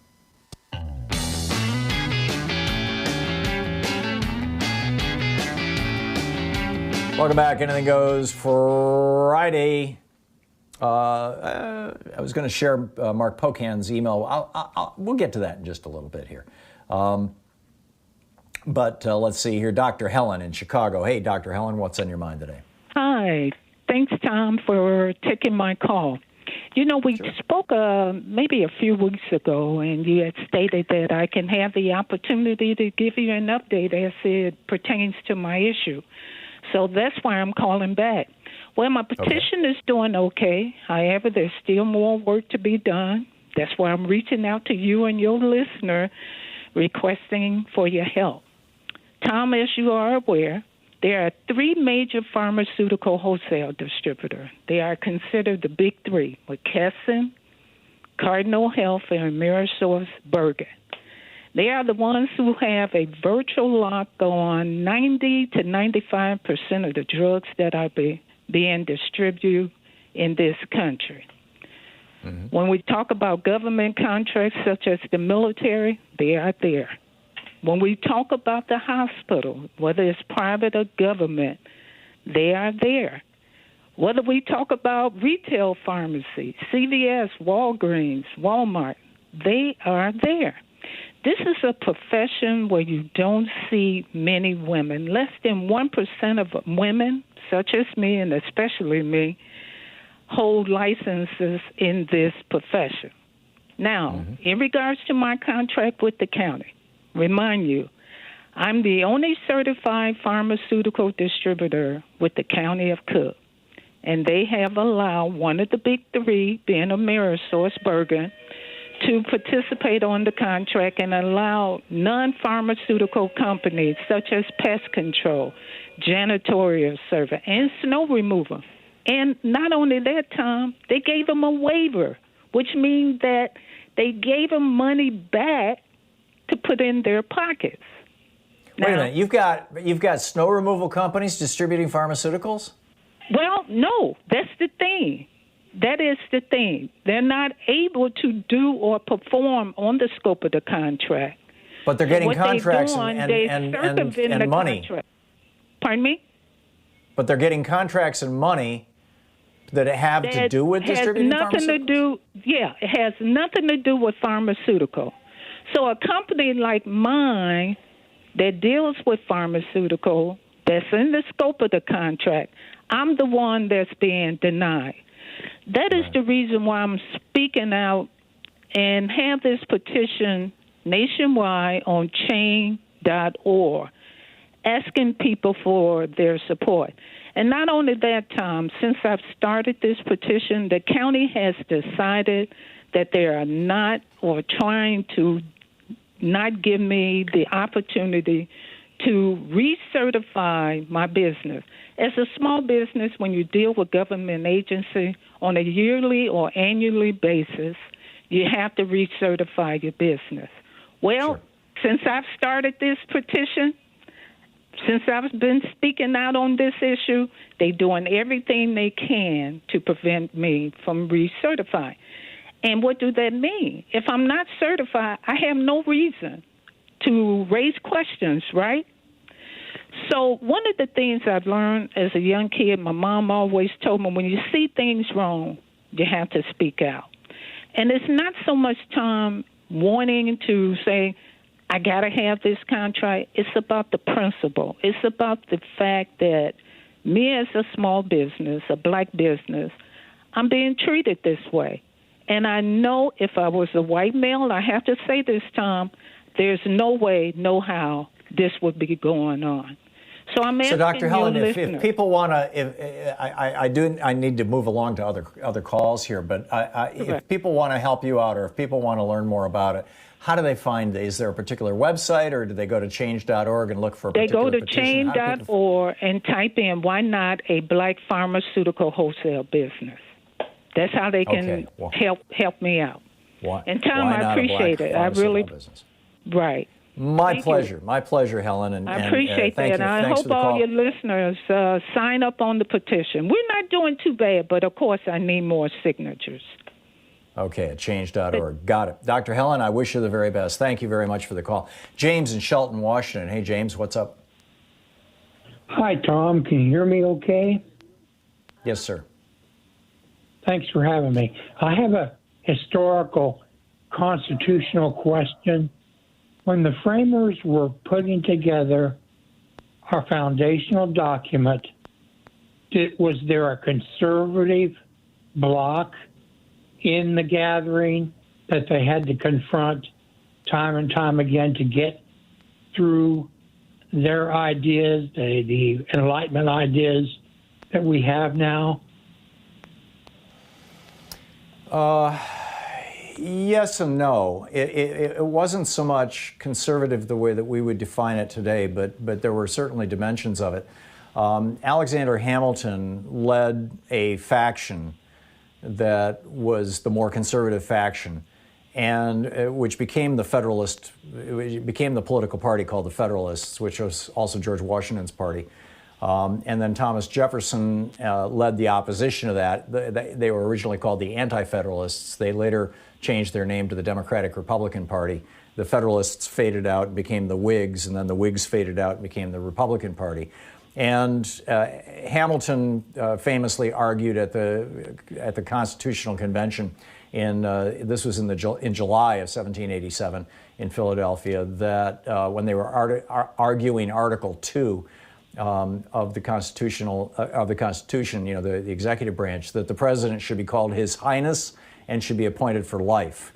And he was laughed out of the room. I mean, it was such a humiliation for Hamilton that he went back to New York and stayed there for a month or so. He just refused to play for a while. He was so stung by that. And then you had John Adams when he was president in 1798, 2 years before Jefferson became president, 2 years after the end of George Washington's 8 years. In the middle of Adams' 4-year term, his 1 4-year term, he passed, and his wife Abigail actually played a huge role in this, passed the Alien and Sedition Act, which allowed him to put newspaper publishers in prison. And he did that. He put 18 of them in jail and shut down their newspapers, the most famous being Benjamin Franklin Bach, who was Ben Franklin's grandson, who published a newspaper in Massachusetts called the Aurora. And he threw him in jail because Ben Franklin Bach wrote an op-ed saying that Adams was old, toothless, querulous, and balding. And literally, that's what he got thrown in jail for. Matthew Lyon stood up on the floor of the House of Representatives and accused Roger Griswold of Connecticut who was a Federalist, of being in on things with President Adams to only act in the interests of the rich. And Griswold came after him with a poker. Adams had Matthew Lyon arrested, and he was a representative from Vermont, sent back to Vergennes, Vermont, where he was in a prison for an entire winter without heat. And Lyon ran for re-election in the election of 1800 and won. And that's why Dan Sisson wrote this brilliant book, The American Revolution of 1800, which kind of rebooted America, took America back from this conservative precipice of authoritarianism that John Adams was pushing us into. So there was quite a history back during that time, James, because we were literally the first country in the history of the world to put together a pluralistic democracy. Yes, it was largely limited to white men at the time, but the foundational principles certainly would have extended way beyond that, and most of the founders were very conscious of that. And this was in a time when, after 8,000 years of civilization, people didn't believe it was even possible to have a democracy. This was just a massive revolution in thinking. There was a conservative faction. There was a liberal faction, too. James, thanks a lot for the call. Good question. It's 45 minutes past the hour. We'll be back with more of your calls here on Anything Goes Friday on the Thom Hartmann Program. Also, we will I think I'll do it at the top of the next hour, share with you Congressman Mark Pocan's letter to the presidents of United and American Airlines. It's You're a zinger. Listening to Thom Hartmann. Visit ThomHartmann.com for audio and video archives. Back with more of your calls on Anything Goes Friday in just a moment. Stick around.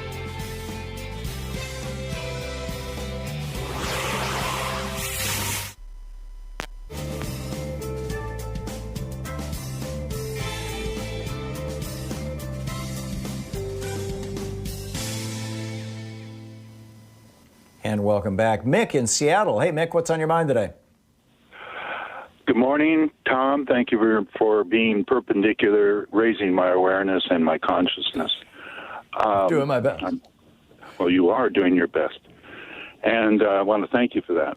The thing is, we need to really, really concentrate and have a long conversation about who might be the vice president for this country with Biden. The reason being is the virus. The virus could take out these older gentlemen, and we might be left with a vice president being the person running the country. So we need to really talk about their qualifications. We really need to talk about where they are in their heart. As Harry Belafonte said, we want the rebel soul, the fire in their belly, like AOC has, to come out and talk about where they position themselves on immigration, on racism, on you name it. The thing is, we're not talking about it. And they've been talking about it in Canada. They talked about it on Bill Mayer. They talked about it. You talked about it with Mark Pocan when you brought up Barbara Lee and how she would be a good choice, but no one ran with that. We need to go down that rabbit hole.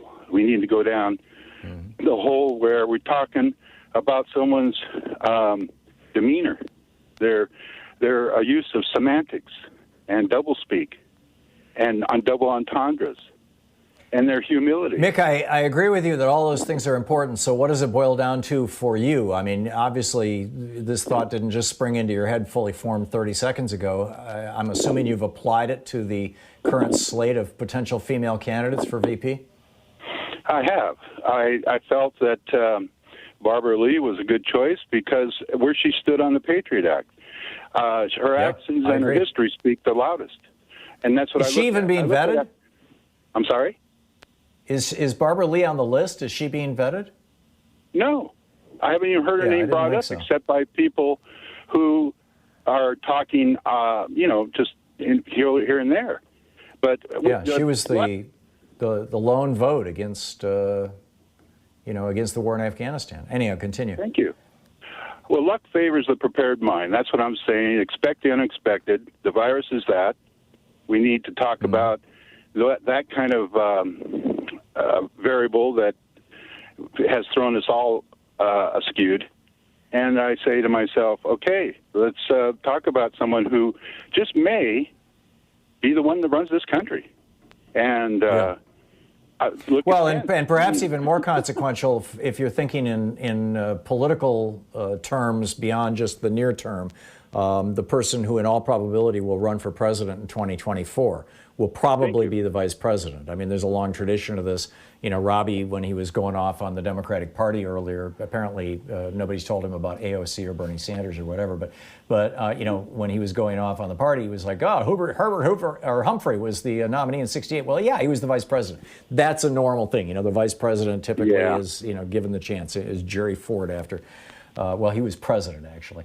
But you heard your previous caller talk about that, about how the Democratic Party needs to, open their brains up a little more. Yeah, I'm with you. Mick, that said, though, the Democratic Party is also doing really, really well in a lot of areas. And case in point, Ilhan Omar, Rashida Tlaib, Alexandria Ocasio-Cortez. There's no shortage of really Mark Pocan and Ro Khanna, and there's no shortage of great people.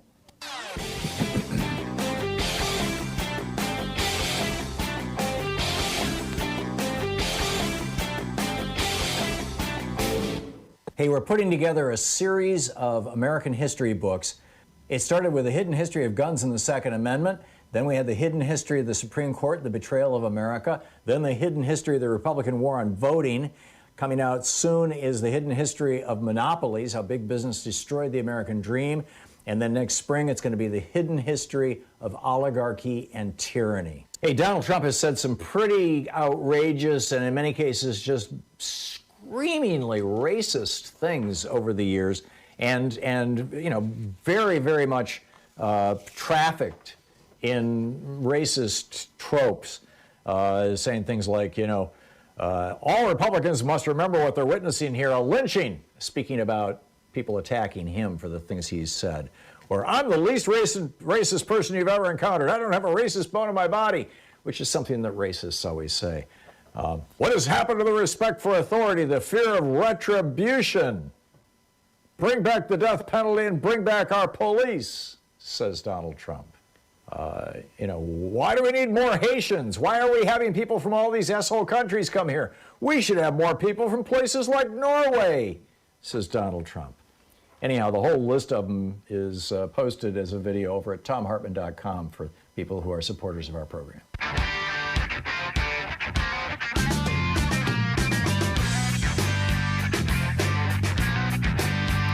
And welcome back. David in Green Springs, Mississippi. Hey, David, what's up? Oh, it's actually Ocean Springs. Oh, you're right. Ocean Springs. I'm sorry. Yeah. Anyway, I've got a couple of little questions. The ridiculous amount of bills that the hospitals are going to incur. Actually, who's going to pay for that? And also, I think the Republicans are doing everything to raise the virus into a greater spread of the population. That'll give them tighter controls at election time. I've heard that from a number of sources, and I can't dispute it. I think it's entirely possible. Trump is a big believer in chaos, and the more chaos he can create, I think he believes that the more it'll work to his benefit. And here we are. I mean, it's not a good thing, but here we are. David, I don't know who's going to pay the hospital bills. I know that there are a lot of uninsured people who are going into the hospitals. If anything, this COVID infection is giving us probably the strongest argument for Medicare for all that I've seen in my entire lifetime.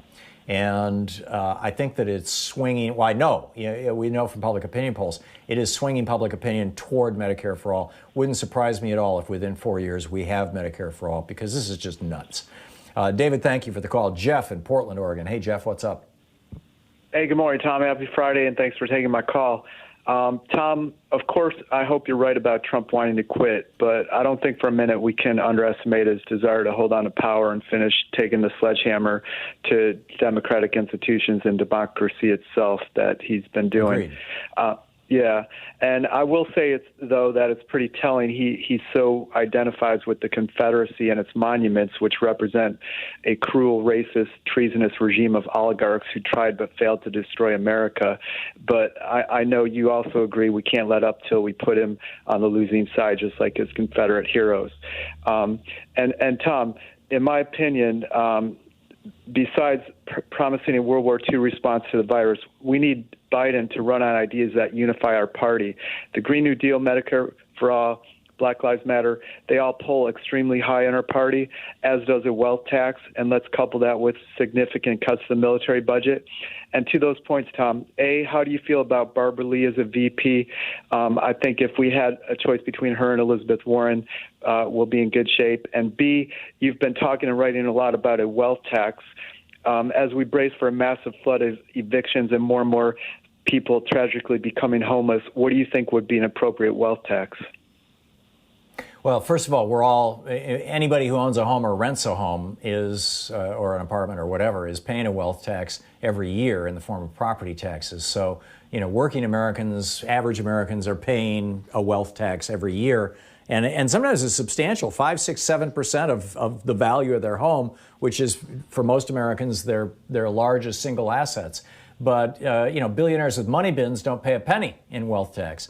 So, I would say starting out at 1%, which I think is where Elizabeth Warren's proposal starts, maybe going to 2 or 3% annual wealth tax on wealth. And then on the flip side of that is I think we should do away with property taxes.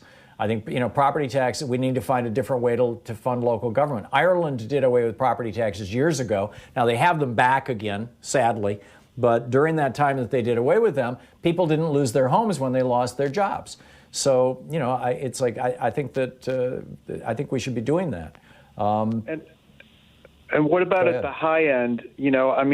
Bernie's wealth tax is even more ambitious than Elizabeth's, but it's only 8% of over $10 billion. Right. You've talked a lot about how we used to have it up at 90% in the past. Why not shoot for higher like that? I think so, and keep in mind that's a wealth tax and not an income tax. But just the whole idea of taxing income and taxing real estate rather than taxing wealth has evolved over the last 150 years in the United States as the way to do it. And I think it's been people of great wealth have had the largest say in making those decisions about how to do that. Many countries, many European countries in particular, have had wealth taxes for years. In fact, it's one of the reasons why some of the old castles around the United Kingdom are for rent right now or for sale. As as people's wealth collapses, let's get out of the business of owning castles and things. But Jeff, I don't have an easy or glib answer for you. I do think it's something we need to have a national debate about, though, and I think the beginning point for that debate is awakening Americans to the fact that average American working people, about 60% of American families own the home in which they live. And they pay a wealth tax every year. And your average billionaire is paying, they may pay property taxes on their mansions and things, but it's nothing compared to the vast majority of their wealth. So I think, we need a wealth tax, and that's a great place to begin the conversation. Jeff, thanks for the call. We'll be back with Mark Pocan's letter to United and American Airlines. He was on an airplane last week. Right after this. Stick around. It's Anything Goes Friday here on the Thom Hartmann Program.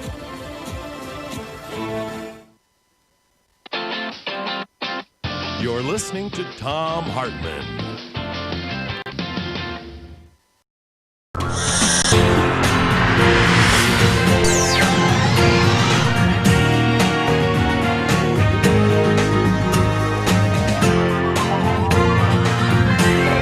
We say fight back!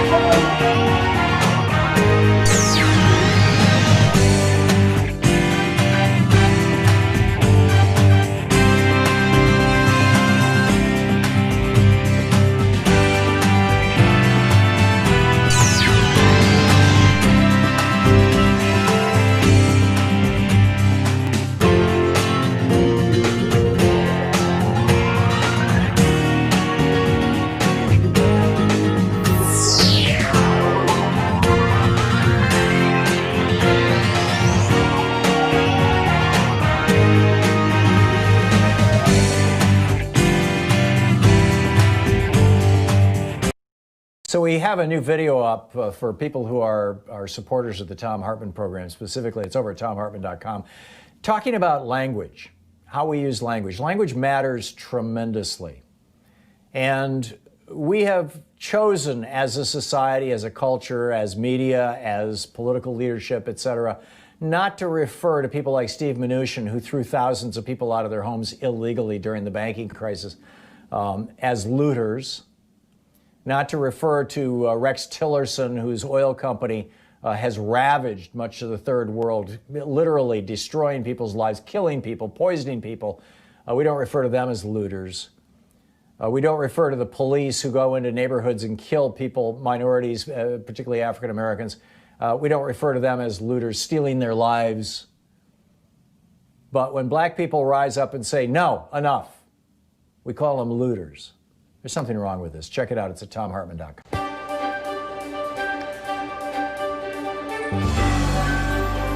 Our book today in the Thom Hartmann Book Club is by Pat Mitchell. It's titled Becoming a Dangerous Woman, Embracing Risk to Change the World. This is from the preface titled The Most Dangerous Woman in the Room. Yes, I'll be there. Eve Ensler was calling with an invitation to what she described as the meeting of movements, planned for the first week of January 2017. In the wake of a polarizing presidential election in the United States, Eve had decided it was time for activists to come together to shape strategies that would unify and leverage the collective power of a wide range of social justice organizations. Who else is coming, I asked. I'm not releasing the invitation list, Eve replied, but you'll want to be in the room.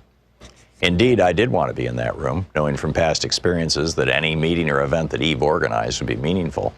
So I showed up, as the invitation indicated, at a nondescript building in Stone Ridge, New York, and surrendered my cell phone to the smiling young volunteers at the front door.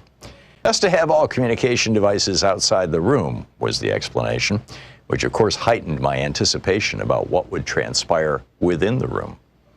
I entered a large room and saw Eve standing at the front with folding chairs in a circle. Mingling about the room were some familiar faces, the meeting's other conveners, Kimberly Crenshaw of the African American Policy Forum, Naomi Klein, award-winning author and activist, independent media entrepreneur and journalist Laura Flanders, and Jane Fonda, actor and activist. We were asked to find our seats, and Eve began. We are living in dangerous times, was her opening line, and such times call for new levels of activism from all the communities represented in this room. Let's begin by identifying who's in the room. One by one, the introductions began. I'm one of the founders of the Women's March. I'm the executive director of 350.org. I run Project South. With each introduction, the level of leadership and activists' credentials became more impressive and, for me, more intimidating. I could feel my anxiety building. How was I going to identify myself? I have no title and was no longer running an organization, having left my CEO position at the Paley Center for Media the previous spring. I could say that I was the CEO of Pat Mitchell Media with its grand total of 2 employees, including myself, but that felt wholly inadequate to explain why I belonged in that room. I mentally rehearsed some other options. I could say I was a lifetime advocate for women, true enough if a little vague. I could list some of my previous titles, but why make a point of being the former anything? I was struggling to come up with how to identify myself in the present, an identity that would hopefully give some indication of why Eve had included me in this circle of activists and leaders. Finally, it was my turn. Before I knew it, I heard myself saying, I'm Pat Mitchell, and I'm a dangerous woman. I'm not sure exactly what prompted this personal declaration of dangerousness, but I could tell from the looks of surprise that I needed to add a bit more context. At this time in my life, about to turn 75, I continued, I have nothing left to prove, less to lose, and I'm ready to take more risks and to be less politic and polite. As Eve said, these are dangerous times, and dangerous times call for dangerous women. That got a big sisterly yes from Eve and others in the circle, including Jane Fonda, who was sitting across from me, and stood up declaring, well, I'm older than my friend Pat, so that makes me even more dangerous. Laughter erupted, of course, and I could sense that others were contemplating exactly what becoming more dangerous to meet the challenges of dangerous times would mean for each of us and for the work we had convened to consider. Certainly, Jane Fonda's life of activism is a textbook case for being bold and brave.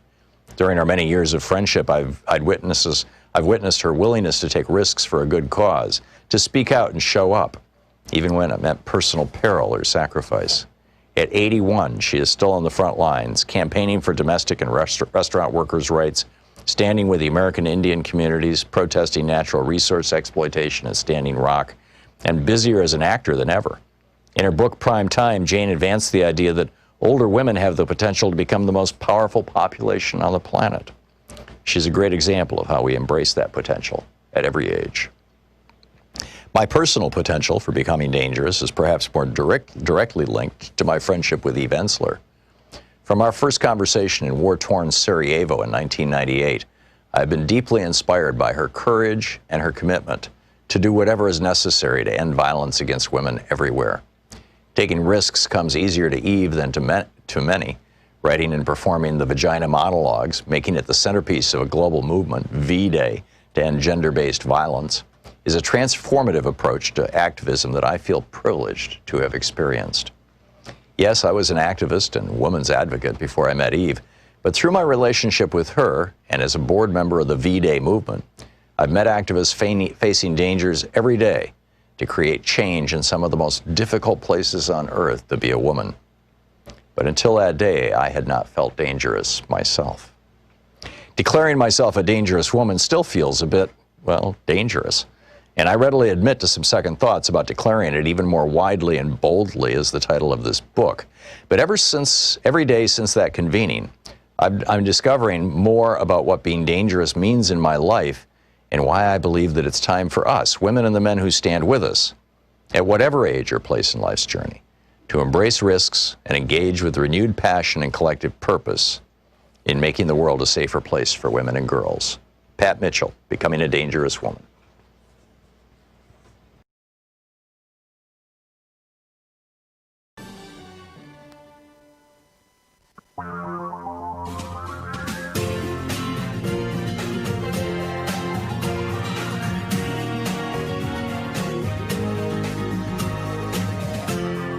This is the Thom Hartmann Program.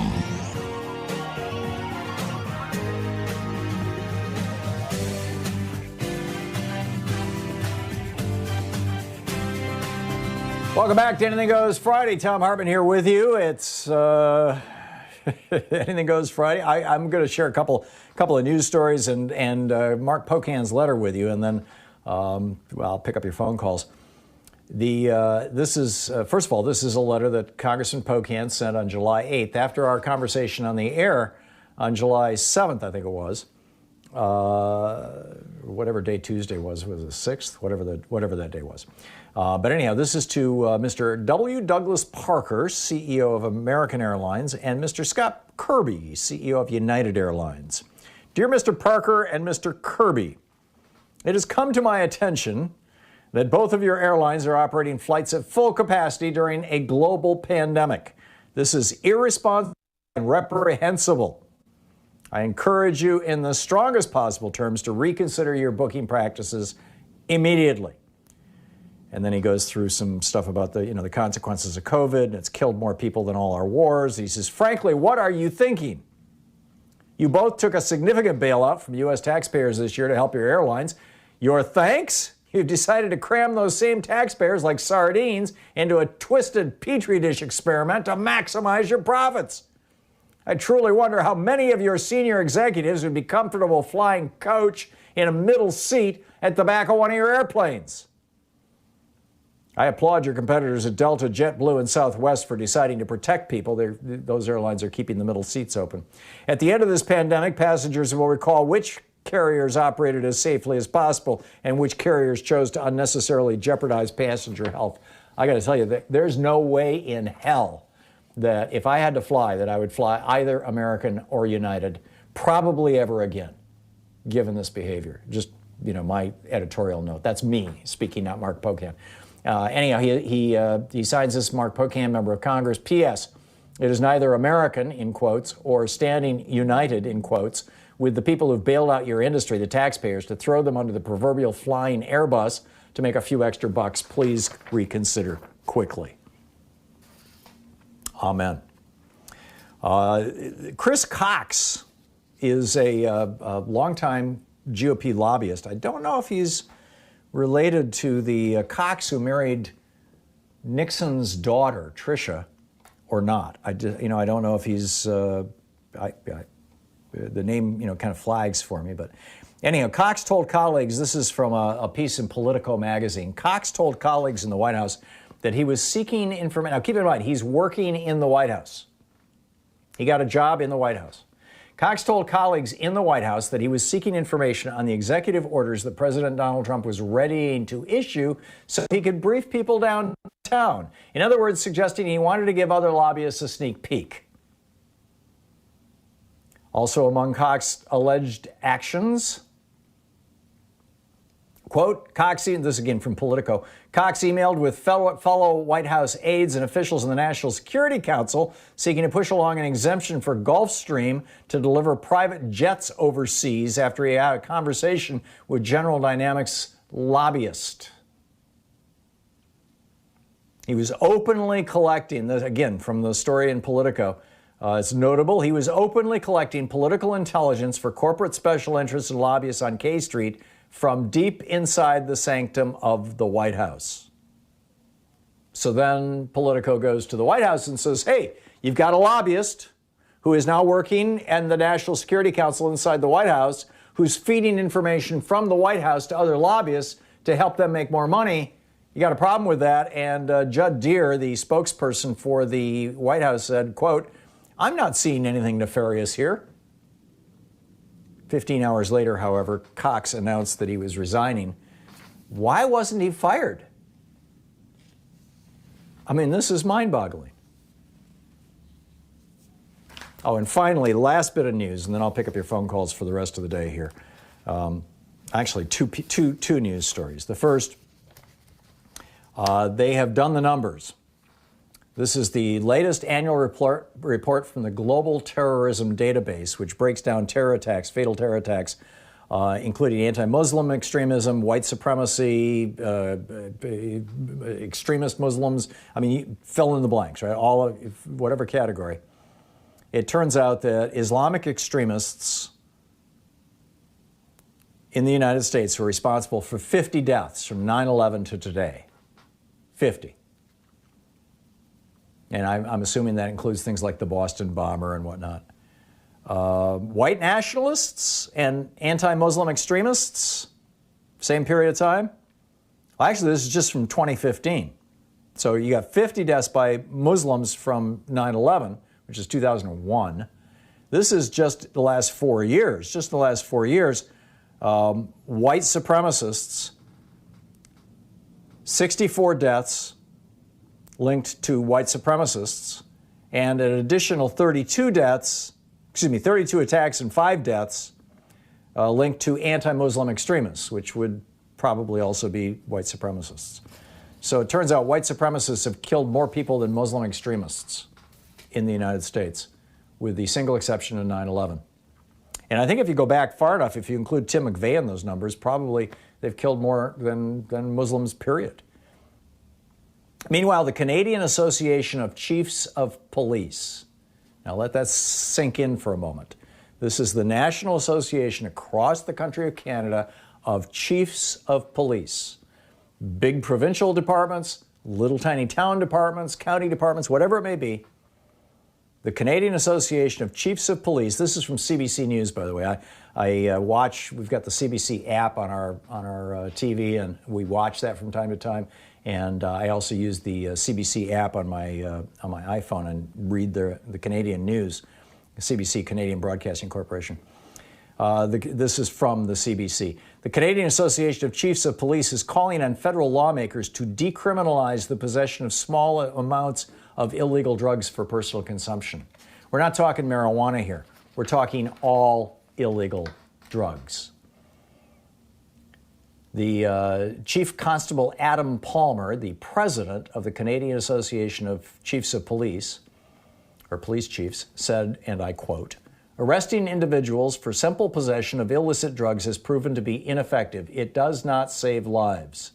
The CACP, Canadian Association of Chiefs of Police, recognizes substance abuse and addiction as a public health issue. Being addicted to a controlled substance is not a crime and should not be treated as such. We recommend that Canada's enforcement-based approach for possession be replaced with a healthcare approach that diverts people from the criminal justice system. And they issued a whole report about this. They said this is not just a public health issue that has to do with the addiction itself, that this extends to if you treat addiction like a public health issue, you have lower rates of crime, you have fewer overdoses, and you have fewer blood-borne diseases like Hep C and AIDS, or HIV.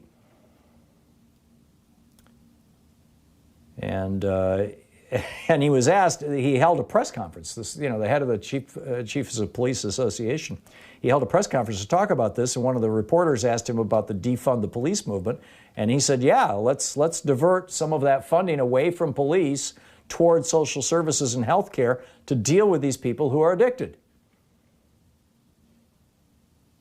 It's remarkable. A statement from the Minister of Health, Patty Hajdu, and Justice Minister David Lametti said they welcomed the Chiefs of Police's endorsement of a holistic approach to dealing with the opioid crisis. Quote, "We appreciate efforts made by law enforcement officers to consider alternative options to criminal charges for simple possession of illicit drugs and recognize the importance of reducing barriers to treatment as well as integrated partnerships between law enforcement and health and social services." This, of course, a country where everybody has health care because everybody has health insurance because they have Medicare for all. Literally, they call it Medicare in Canada. Anyhow, it's Anything Goes Friday. Picking up your phone calls right after this. This is the Thom Hartmann Program. We'll be back with your calls in just a moment. It's 15 minutes past the hour on Anything Goes Friday on the Thom Hartmann Program.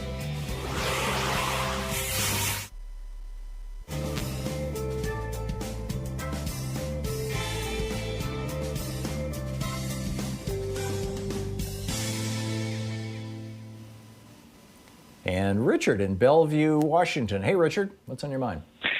Hello, Tom. Happy Orange Friday aboard SS Trumpistania. Okay. I'm calling to go ahead and give you my endorsement for vice president here. First thing I wanted to say, though, is I disagree with you that Trump will drop out before the election. Without going into detail on that right now, unless you want to ask about it, I want to ask you and the listening audience to fully explore in depth the best opportunity for vice president being Stacey Abrams, and for that reason, for these reasons, she's female, of course, she's black, and she's young.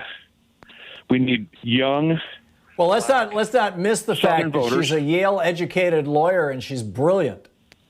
Well, okay, I was going there. That's exactly right. She is ready to be vice president. Elizabeth Warren. She's ready to be president. Yeah. Well, see, I'm saying she's ready to be vice president because when you say that, we look at Kamala Harris or Elizabeth Warren or any of the number of the other candidates that are certainly qualified presidential candidates on her own right now, Stacey would not be a presidential candidate, but she is fully qualified to occupy the office, as you just said. And I think for the long run, I'm a big fan of Stacey Abrams, and her new organization to protect voting rights is brilliant. I mean, they're working all over the country. I love the Progressive Caucus, Barbara Lee. I think she's great. Elizabeth, I was a candidate, a delegate for Bernie Sanders, but I'm pragmatic here. We need young black and Southern voters to be able to come out to this side to be able to defeat this juggernaut. Yeah, I suspect we're going to have a hell of a turnout, no matter who the VP candidate is. But I think that the consideration, I don't think that it's, from Biden's point of view, I don't think he's so much doing a political calculation as realizing that whoever he picks is almost certainly is going to be the Democratic Party's nominee for president in 4 years, and even if he doesn't win the election, and so it's a big thing.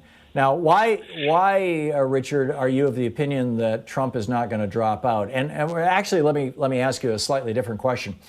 If you think that Trump is not going to be running for re-election, why is he blowing up his fundraising base by hitting his donors with 5, 6, 7, 8 emails a day begging for money?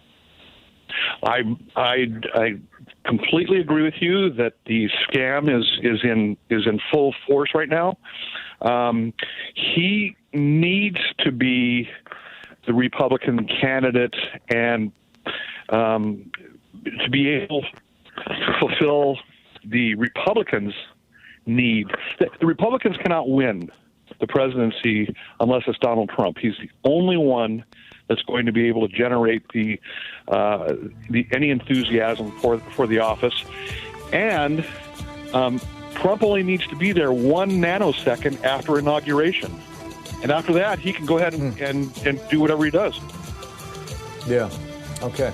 Richard, thank you for the call. I am still, very, very fascinated, troubled, concerned, curious. Why Trump's campaign is taking the risk of having people put them on their spam list. I just don't get it.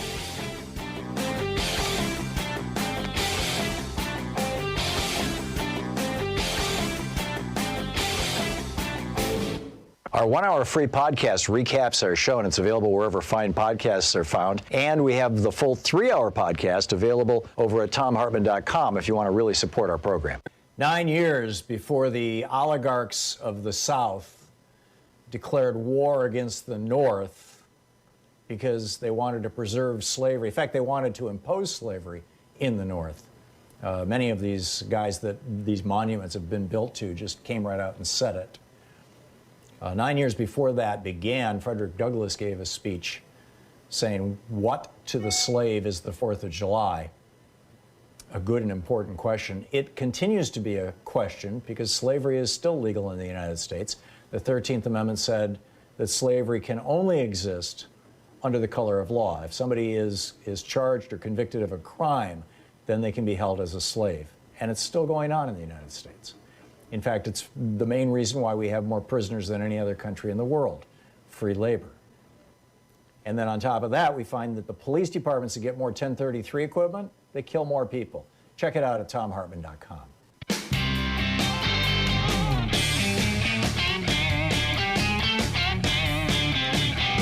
Welcome back. Anything Goes Friday here on the Thom Hartmann Program. Terry in Hilo, Hawaii. Hey, Terry, you've got an update for us on Hawaii and COVID? How's it going? Hey, Tom, Good. The reason why I'm calling, you remember the time I said that they have that quarantine thing, that 14-day thing? And since Europe closed up the Americans coming to Europe, more of them are coming here. We have a spike that is unbelievable. I mean, it's not huge like New York, Texas, Louisiana, but we have a big uptick, like 43 yesterday alone. And a lot of people are relocating here. Yeah, and they're relocating here. And they have that 14-day And what thing. percentage of those cases are the direct result of mainlanders coming to the islands? That's what it is. It's mainlanders coming to the island. And people going to Vegas and coming back with it. And part of it is American and United Airlines filling up their airplanes. So now they have that $2,000 fine, Tom, if they leave their hotel room, and don't do the quarantine thing. And if they can't find them, they upped it to $2,000 a day until they are found. Wow. And stuff like that. So more and more people are really relocating here, and they're bringing the virus with them. Wow. Wow, I'm sorry to hear that. Hawaii is going to be really bad, really bad. Oh, and that thing about the war on voting. Before I go, Tom, really love your show, man. You're a top dog in that. Thanks, Randy, and all the rest, and Amy. But anyway, that voting thing, isn't it like even though the seniors don't have a driver's license, doesn't their state ID work for voting? Most of the states that have restrictive ID requirements do not let you use an ID that has expired. And most people in their late 70s or 80s who are no longer driving don't go down to the DMV to renew their driver's license, and therefore they lose their right to vote. Oh, so they're using human nature to suppress or just the the clock. I mean, Yeah, typically driver's licenses have to be renewed every few years, and one of the reasons is to make sure that the person is still competent to drive, and so this is the way that these states like Texas, are making sure that people who might have as their highest priority voting for Social Security and Medicare are no longer eligible to vote. So that's what's going on. Terry, I heard that. Yeah, but okay. Before I go, Biden is the predominant candidate for president. He's going to have such an unbelievable, what do you call it, people? A cabinet. It's going to be unreal. I mean, the women are sublime. They're very strong. And you was reading that thing about the dangerous women. Oh boy, I have 7 sisters, and they're all dangerous. Okay. All right, Terry, thank you for the call. Maine in Chicago. Hey, Maine, what's up? Yeah, how you doing, Tom? Good. What I just like to, I guess, rant on this thing about how we need to restrict and restrain capitalism and not allow it to privatize our democracy and to cause us to pay for our freedoms, as a people that is claimed to be in a democracy or a democratic republic.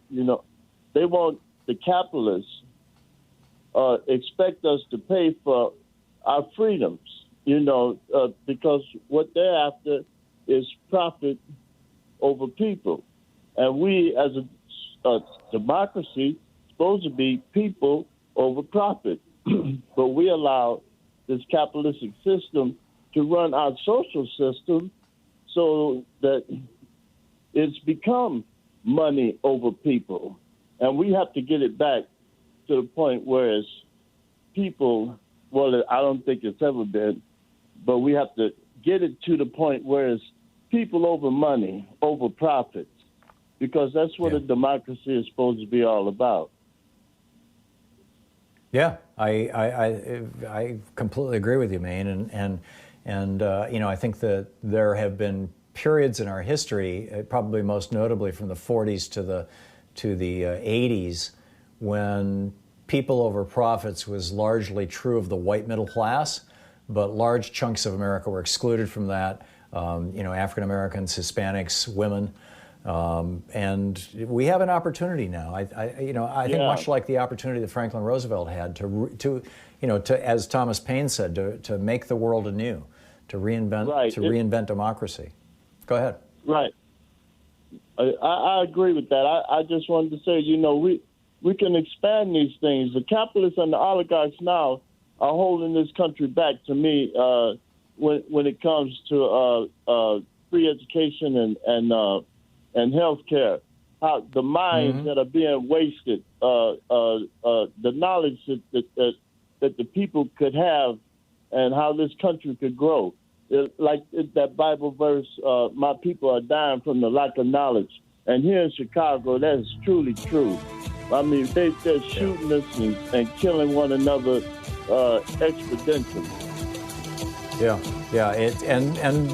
And which is, by the way, a predictable consequence of poverty that is basically enforced and maintained by the system. I mean, we see this throughout history. I mean, literally throughout like 8,000 years of history.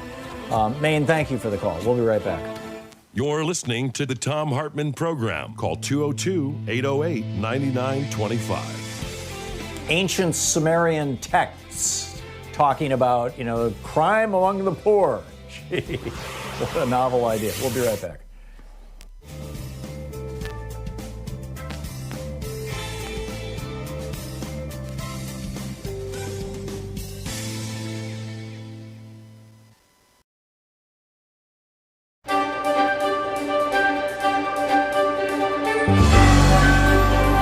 Our book today in the Thom Hartmann Book Club is Revolutionary Love by Michael Lerner, a political manifesto to heal and transform the world. This is from the introduction.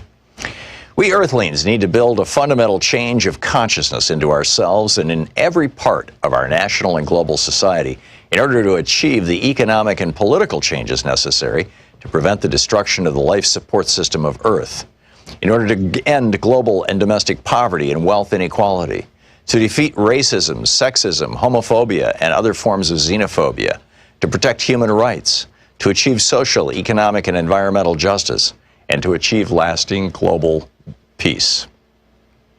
This new consciousness is possible and can emerge through embracing revolutionary love, the struggle for a caring society, and a new bottom line in all our economic, political, legal, educational, and cultural institutions. This manifesto is written to show you how this can happen and how you can help make it possible. Liberal and progressive movements need to move beyond a focus on economic entitlements and political rights to embrace a new discourse of love, kindness, generosity, and awe. These are not some new agey smile and be nice formula or let's get into self-transformation before we change society kind of thinking.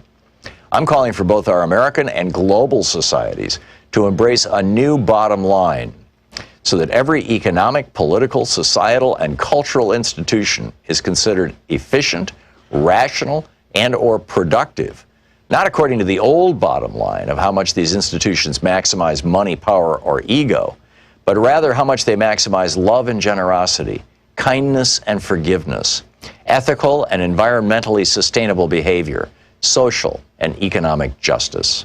This new bottom line seeks to enhance our capacity to transcend a narrow utilitarian or instrumental way of viewing human beings and nature, so that we respond to other people as embodiments of the sacred, instead of thinking of them primarily in terms of how much they can serve our interests. And also so that we can respond to nature not solely as a resource for human needs, but rather through awe, wonder, and radical amazement at the beauty and grandeur of this universe. I call this new consciousness revolutionary love, and its goal is to create the caring society, caring for each other and caring for the earth. The vehicle to create this new consciousness we will call the Love and Justice Movement, and eventually the Love and Justice Party. The revolutionary possibility of love is the kind of love that breaks through those distortions of consciousness that make it difficult to implement a national environmental policy or to end the many forms of oppression that permeate our world. To really embrace revolutionary love requires us to develop a strategy way beyond anything currently being given serious attention in the media, the political parties, and even many of the social change movements. And it requires us to move beyond what seems realistic in terms of the contemporary frame of discourse. Yet there is no alternative if we're to solve the environmental crisis and prevent our society in the coming decades from moving further and further into reactionary nationalism and repression of our own humanity. We need a global mobilization of billions of people to solve the problem, and this manifesto outlines the first steps to making possible such a mobilization. To understand the urgency, let's consider our current environmental crisis. In 1992, thousands of scientists issued a collective statement warning of the impending dangers to the life support system of planet Earth. 25 years later, in December 2017, 15,364 scientists from 184 countries signed a new statement that reads, in part, "Since 1992, with the exception of stabilizing the stratospheric ozone layer, humanity has failed to make sufficient progress in generally solving these unforeseen environmental changes, and alarmingly, most of them are getting far worse. Especially troubling is the current trajectory of potentially catastrophic climate change due to rising greenhouse gases from burning fossil fuels and agricultural production, particularly from farming ruminants for meat consumption. Moreover, we have unleashed a mass extinction event, the sixth in roughly 540 million years, wherein many current life forms could be annihilated or at least committed to extinction by the end of this century. Humanity is now being given a second notice. We are jeopardizing our future by not reining in our intense but geologically and demographically uneven material consumption, and by not perceiving continued rapid population growth as a planetary driver behind many ecological and even societal threats. By failing to adequately limit population growth, reassess the role of an economy rooted in growth, reduce greenhouse gases, incentivize renewable energy, protect habitat, restore ecosystems, curb pollution, halt defaunation, and constrain invasive alien species, humanity is not taking the urgent steps needed to safeguard our imperiled biosphere." End of quote from the scientists. And in October, well, it continues. The book is Revolutionary Love by Rabbi Michael Lerner.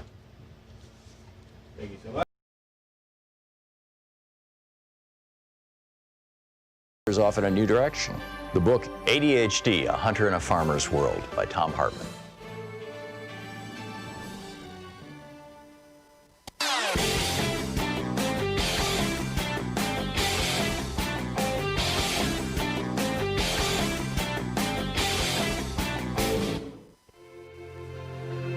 Coming up on the Science Revolution, I'm asking, will the new definitions of first world and third world be those countries that have the virus under control and those countries that don't? Connor Gibson with Greenpeace USA is here about 3 states making protesting fossil fuel pipelines a felony. Is protesting becoming illegal now? Robert Weissman with Public Citizen drops by. He's concerned about Trump's land management pick. The guy's a climate-denying extremist. I'm concerned too. Kevin Camps from Beyond Nuclear is telling us about even more nuclear waste that they want to bury under New Mexico's desert. Plus, geeky science. Does sitting cause cancer? Tune into the Science Revolution wherever fine podcasts are available.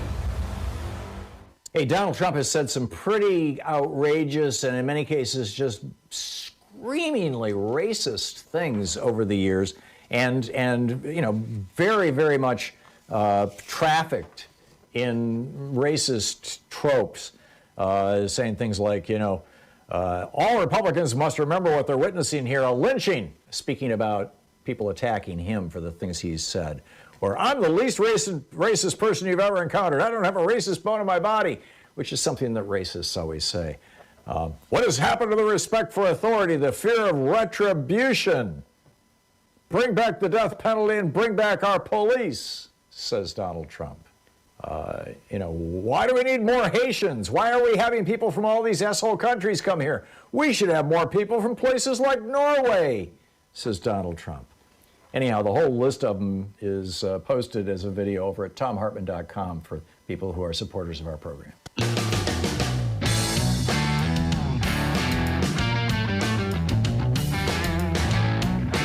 Welcome back. Anything Goes Friday here on the Thom Hartmann Program. And Norma in Montgomery, Alabama. Hey, Norma, what's on your mind today?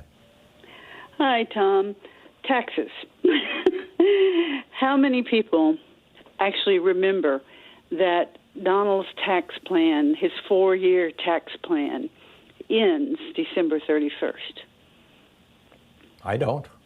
What are you talking about? Well, when they passed this great tax plan, when he first became president in 2017, you know, we got the tax break for all of the very rich people. They no longer pay taxes. This is when it was written into that budget. The tax break that regular normal people, it was a 4-year plan. Okay. Oh, that's right. That's right. If you're rich, it was a forever plan, a forever tax break. But if you make under, what was it, $150,000 or something like that, then your tax break goes away at the end of Trump's presidency, I guess would be the first 4 years. Way of saying it. Yes. Yeah. And so, in January, in this economy, when people start getting paychecks again, they're going to have less money. Okay. And then you add to that the people who have been getting unemployment checks, particularly the extra $600 a week if they ever got it. That is not taxed when they receive it. Next year, all of those people have got to pay income tax on the unemployment benefit checks they have received. And they're not budgeting for it. Most of them probably don't even know this. I used to do this. Okay? And so they don't understand that next year they're going to have to come up with more tax money when they're actually taking home less. I do not remember whether or not those of us who receive the $1,200 are going to be taxed on that. If we do, that means federal, state, Social Security, Medicare, unemployment. I think that was tax-free, but I could be I'm wrong. hoping so. I'm really hoping so. But all of us who are out here, they're not thinking about the fact that when they do start working, when January comes around, Donald Trump's wonderful tax plan ends for those of us who are normal people. Yeah. Yeah, well, thank you for reminding us of that, Norma. Yeah, well, you see, one more. People just don't keep up with what's going on and think about it. They have to deal with every day. So here in Alabama, in the fall of 2018, they passed a bill for the power company that we would pay 3% to clean up the coal ash ponds for 1 year. This is now 2020 July. We have never even received a report on whether or not the first coal ash pond has been cleaned up. And at the same time, they're back at the Public Service Commission asking for another increase because they are converting from coal to natural gas. And their proposal includes us paying an increase that will cover 100% of that cost, including equipment, anything required to convert, the interest on the loans, paying off the loans for them and paying the interest on it, all of it, 100% would be put on the people here. People don't pay attention, and they forget about what happened last week and never remember what happened last year or 4 years ago.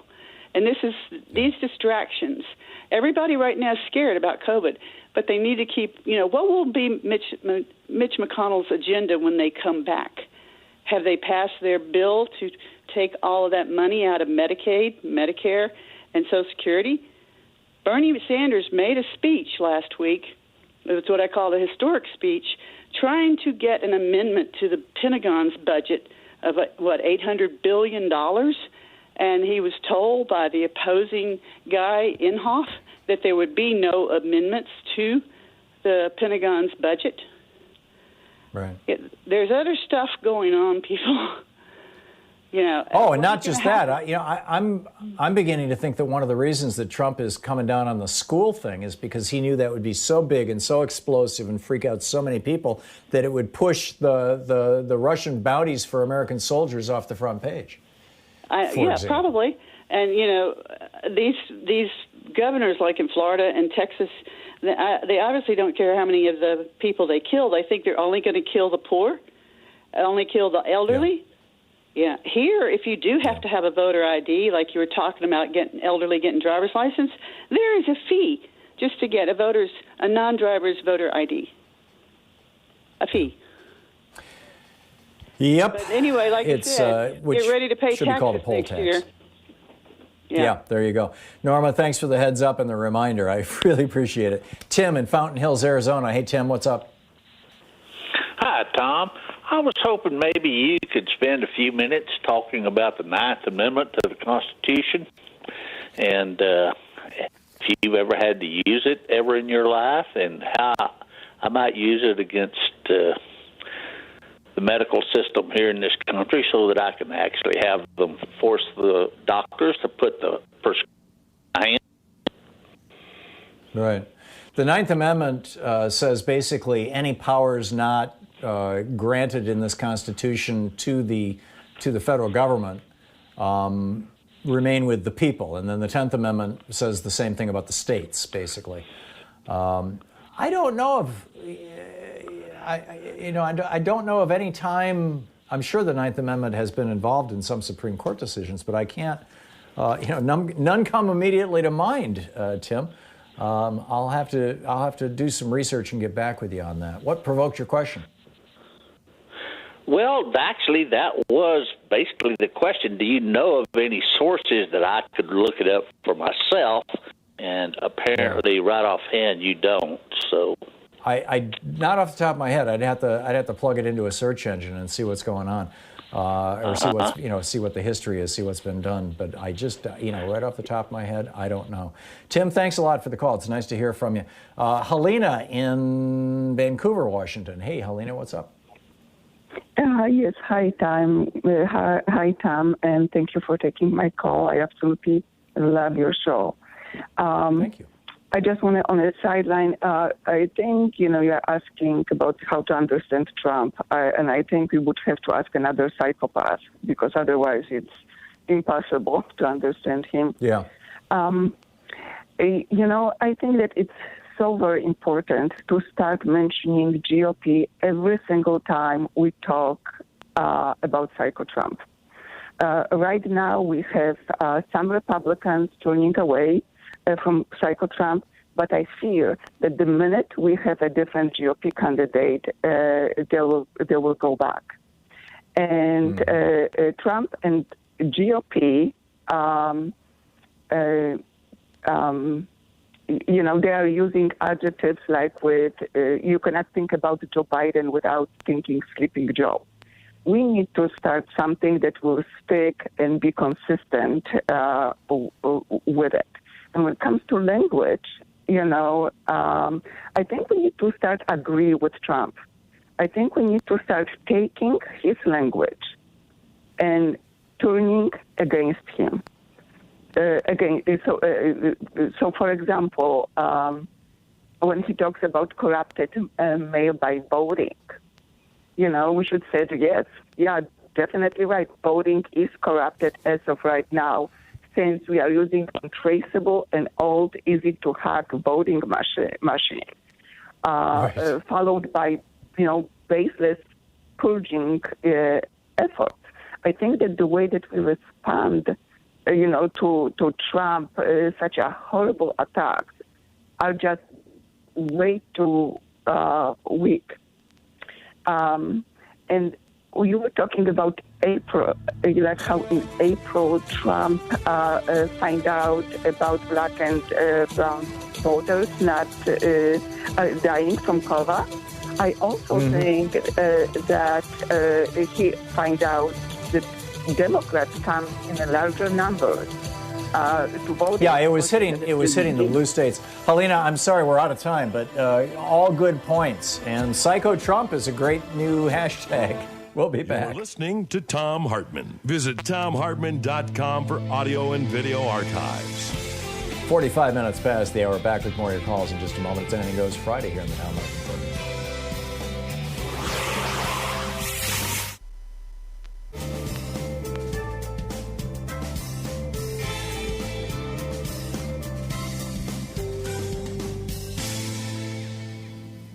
And welcome back. James in Hollywood, California. Hey, James, what's up?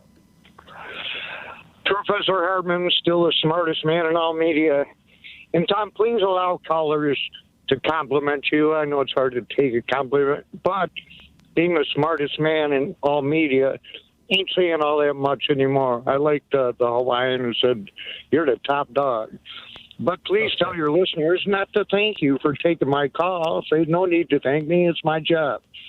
But, Professor, in the 8,000 hours I've studied and learned from you, only one time have you misspoke. And I know it's emotional to you, but when you said macrobiotic diet killed your friend, it didn't. It was the 300,000 chemicals allowed in our food. And macrobiotics translates to the great way of life, universal law. Oh yeah, let me, James. I never suggested that a macrobiotic diet killed. His name was Jim, actually. Killed my friend. It was his unwillingness. He had a very easily treatable. He had a single colon tumor. It was, in his colon, and it was operable, and it had not yet burst or gone metastatic or whatever the phrase is, and it could have been removed. And he decided that he was going to treat it with macrobiotic diet instead of surgery, and that's what killed him. Put your trigger finger in the pocket. I blend East and West. I'm a holistic healer, but I use Western. I love macrobiotic eating. I just wouldn't use it to treat cancer. That's all I'm saying. Okay. Maybe it'll prevent cancer, but I don't know about treating cancer. Yeah, well, it cures it. It doesn't allow it to exist if you live on a macrobiotic diet. But it now has to be totally organic. But let me get the solutions for the world. I was forced to listen when Air America Radio went off the air. I was forced to listen to Sean Insanity, and I watched him win back the House, 64 seats. We have 22 senators that you have finally said what I believe. All Republicans must be removed, state, local, federal. They are evil because greed is evil. Okay, it's that simple. They are, for one thing, like you said, lowering taxes and polluting. But the solution, Tom, is getting rid of the 22 Republican senators up for re-election.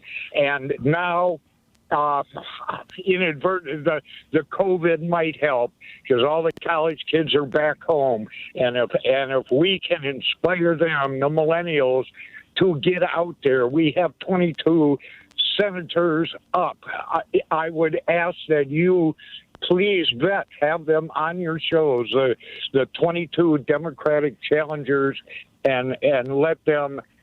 Sean Insanity told the Republicans running what to run on. You know, he and they won back 64 seats. It was unbelievable what they control the narrative, and you're our only hope out there, Tom. You're it. You know, you're the number one progressive. James, I appreciate your faith in my powers here, but I think it's overstated. But yeah, I get your point, and I'll do what I can to help these people get elected. Sometimes putting them on this show is not the thing that's going to help them get elected. But our door is always open to any Democratic politicians. It's always open. Very rarely do they take us up on it.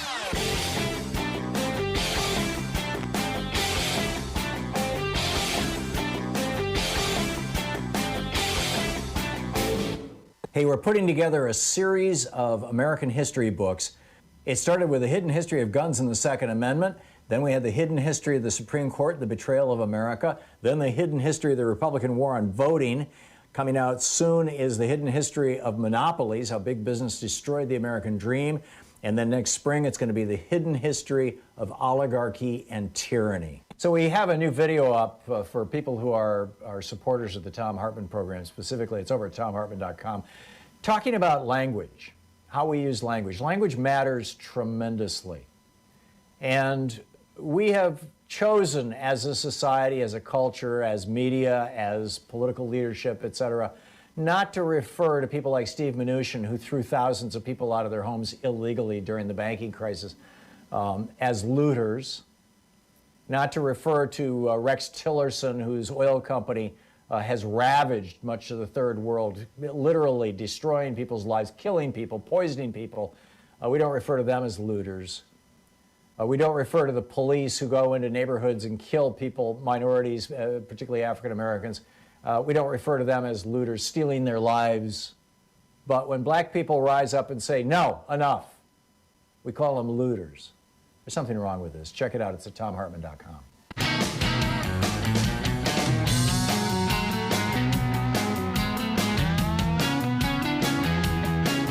Welcome back. Thom Hartmann here with you, and Jeanette in Spirit Lake, Idaho. Hey, Jeanette, what's on your mind?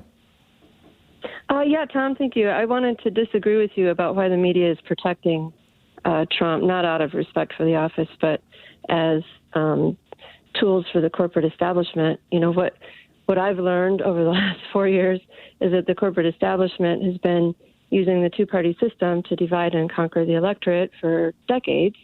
And the media is their tool to do that. And, it's extreme, progressives. When we talk about extremism on the left, we're not talking about extreme leftism. We're talking about extreme centrism, right? Supporting the military-industrial complex, voting for increases in military budgets, putting, Goldman Sachs in power within administration, protecting the banksters.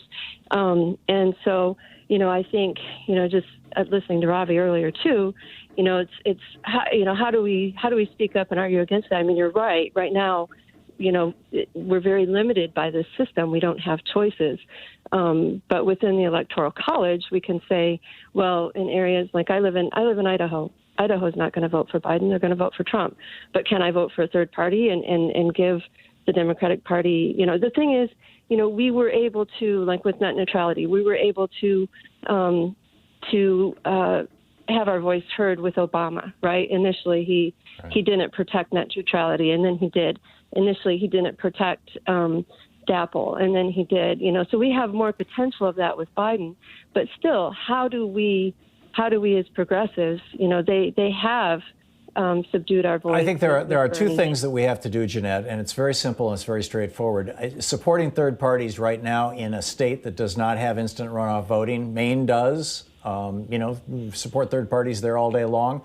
San Francisco does. Third parties are great. But in states that don't have instant runoff voting, if you're not, if you're supporting a third party, you're a Democrat, you're supporting basically the Republican candidate. But what we can do is, number one, get inside the Democratic Party and change it from within. And number two, vote down ticket. Just because the guy at the top of the ticket isn't your favorite doesn't mean that you're not going to elect good progressives in Idaho, or do everything you can to elect them. I mean, even it's a city council. Absolutely, and I'm not saying that, and I'm not even saying that I'm not going to vote for Biden in Idaho. But being put up against this over and over and over again, it gets very fatiguing. And when you say voter fatigue, not getting listened to, not being heard over and over and over again. What we need is for Biden, for the left, for the DNC to come out of that, come away from that corporate establishment.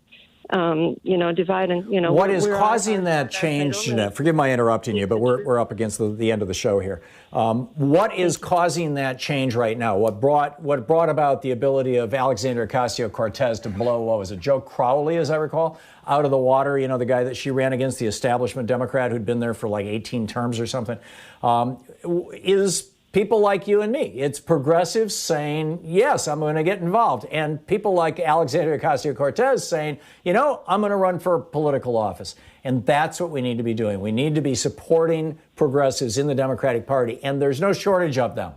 There may be a local shortage of them in Idaho, but there's no shortage of them nationally. John in Austin, Texas. John, what's on your mind? Yeah, I wanted to talk about the new Supreme Court, the recent Supreme Court case Espinoza that allows funding to go to private religious schools. Right. It's just the Roberts Court has waged a 30 or 40-year war against the Establishment Clause, and it's as if the Establishment Clause is not even in the Constitution anymore. Similar bills came up in the past, like James Madison 250 years ago in Virginia when Patrick Henry wanted to fund religious schools in Virginia. Well, Madison's first veto as president of the United States was a bill that would have provided, as I recall, it was education, maybe it was healthcare, it was one or the other, with federal funds to religious organizations. He vetoed that. Yeah, and then when there was a similar proposal in Virginia, he went ballistic on providing public funds to Christian school teachers, and he wrote Memorial and Remonstrance, which everybody should read. It was an amazing piece of literature work in response to a proposal to fund private religious schools, and it's like the Supreme Court has just simply, over the last 30, 40 years, has just completely, cut the legs out underneath the Establishment Clause, and it's deified. The holding was that to not fund private religious schools somehow. John, I'm sorry. I appreciate your call, and you're onto something.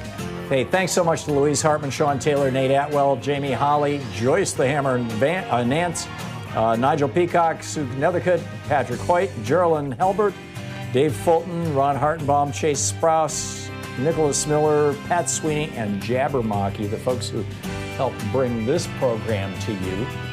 Along with a few others here and there. Thank you so much to all of you. And thank you to you for being with us this week. I hope you have a wonderful, safe weekend. And don't forget to get involved in your local democracy and your local Democratic Party. Tag You're It. Have a great weekend. We'll see you on Monday. You've been listening to Thom Hartmann. For audio and video archives, visit thomhartmann.com.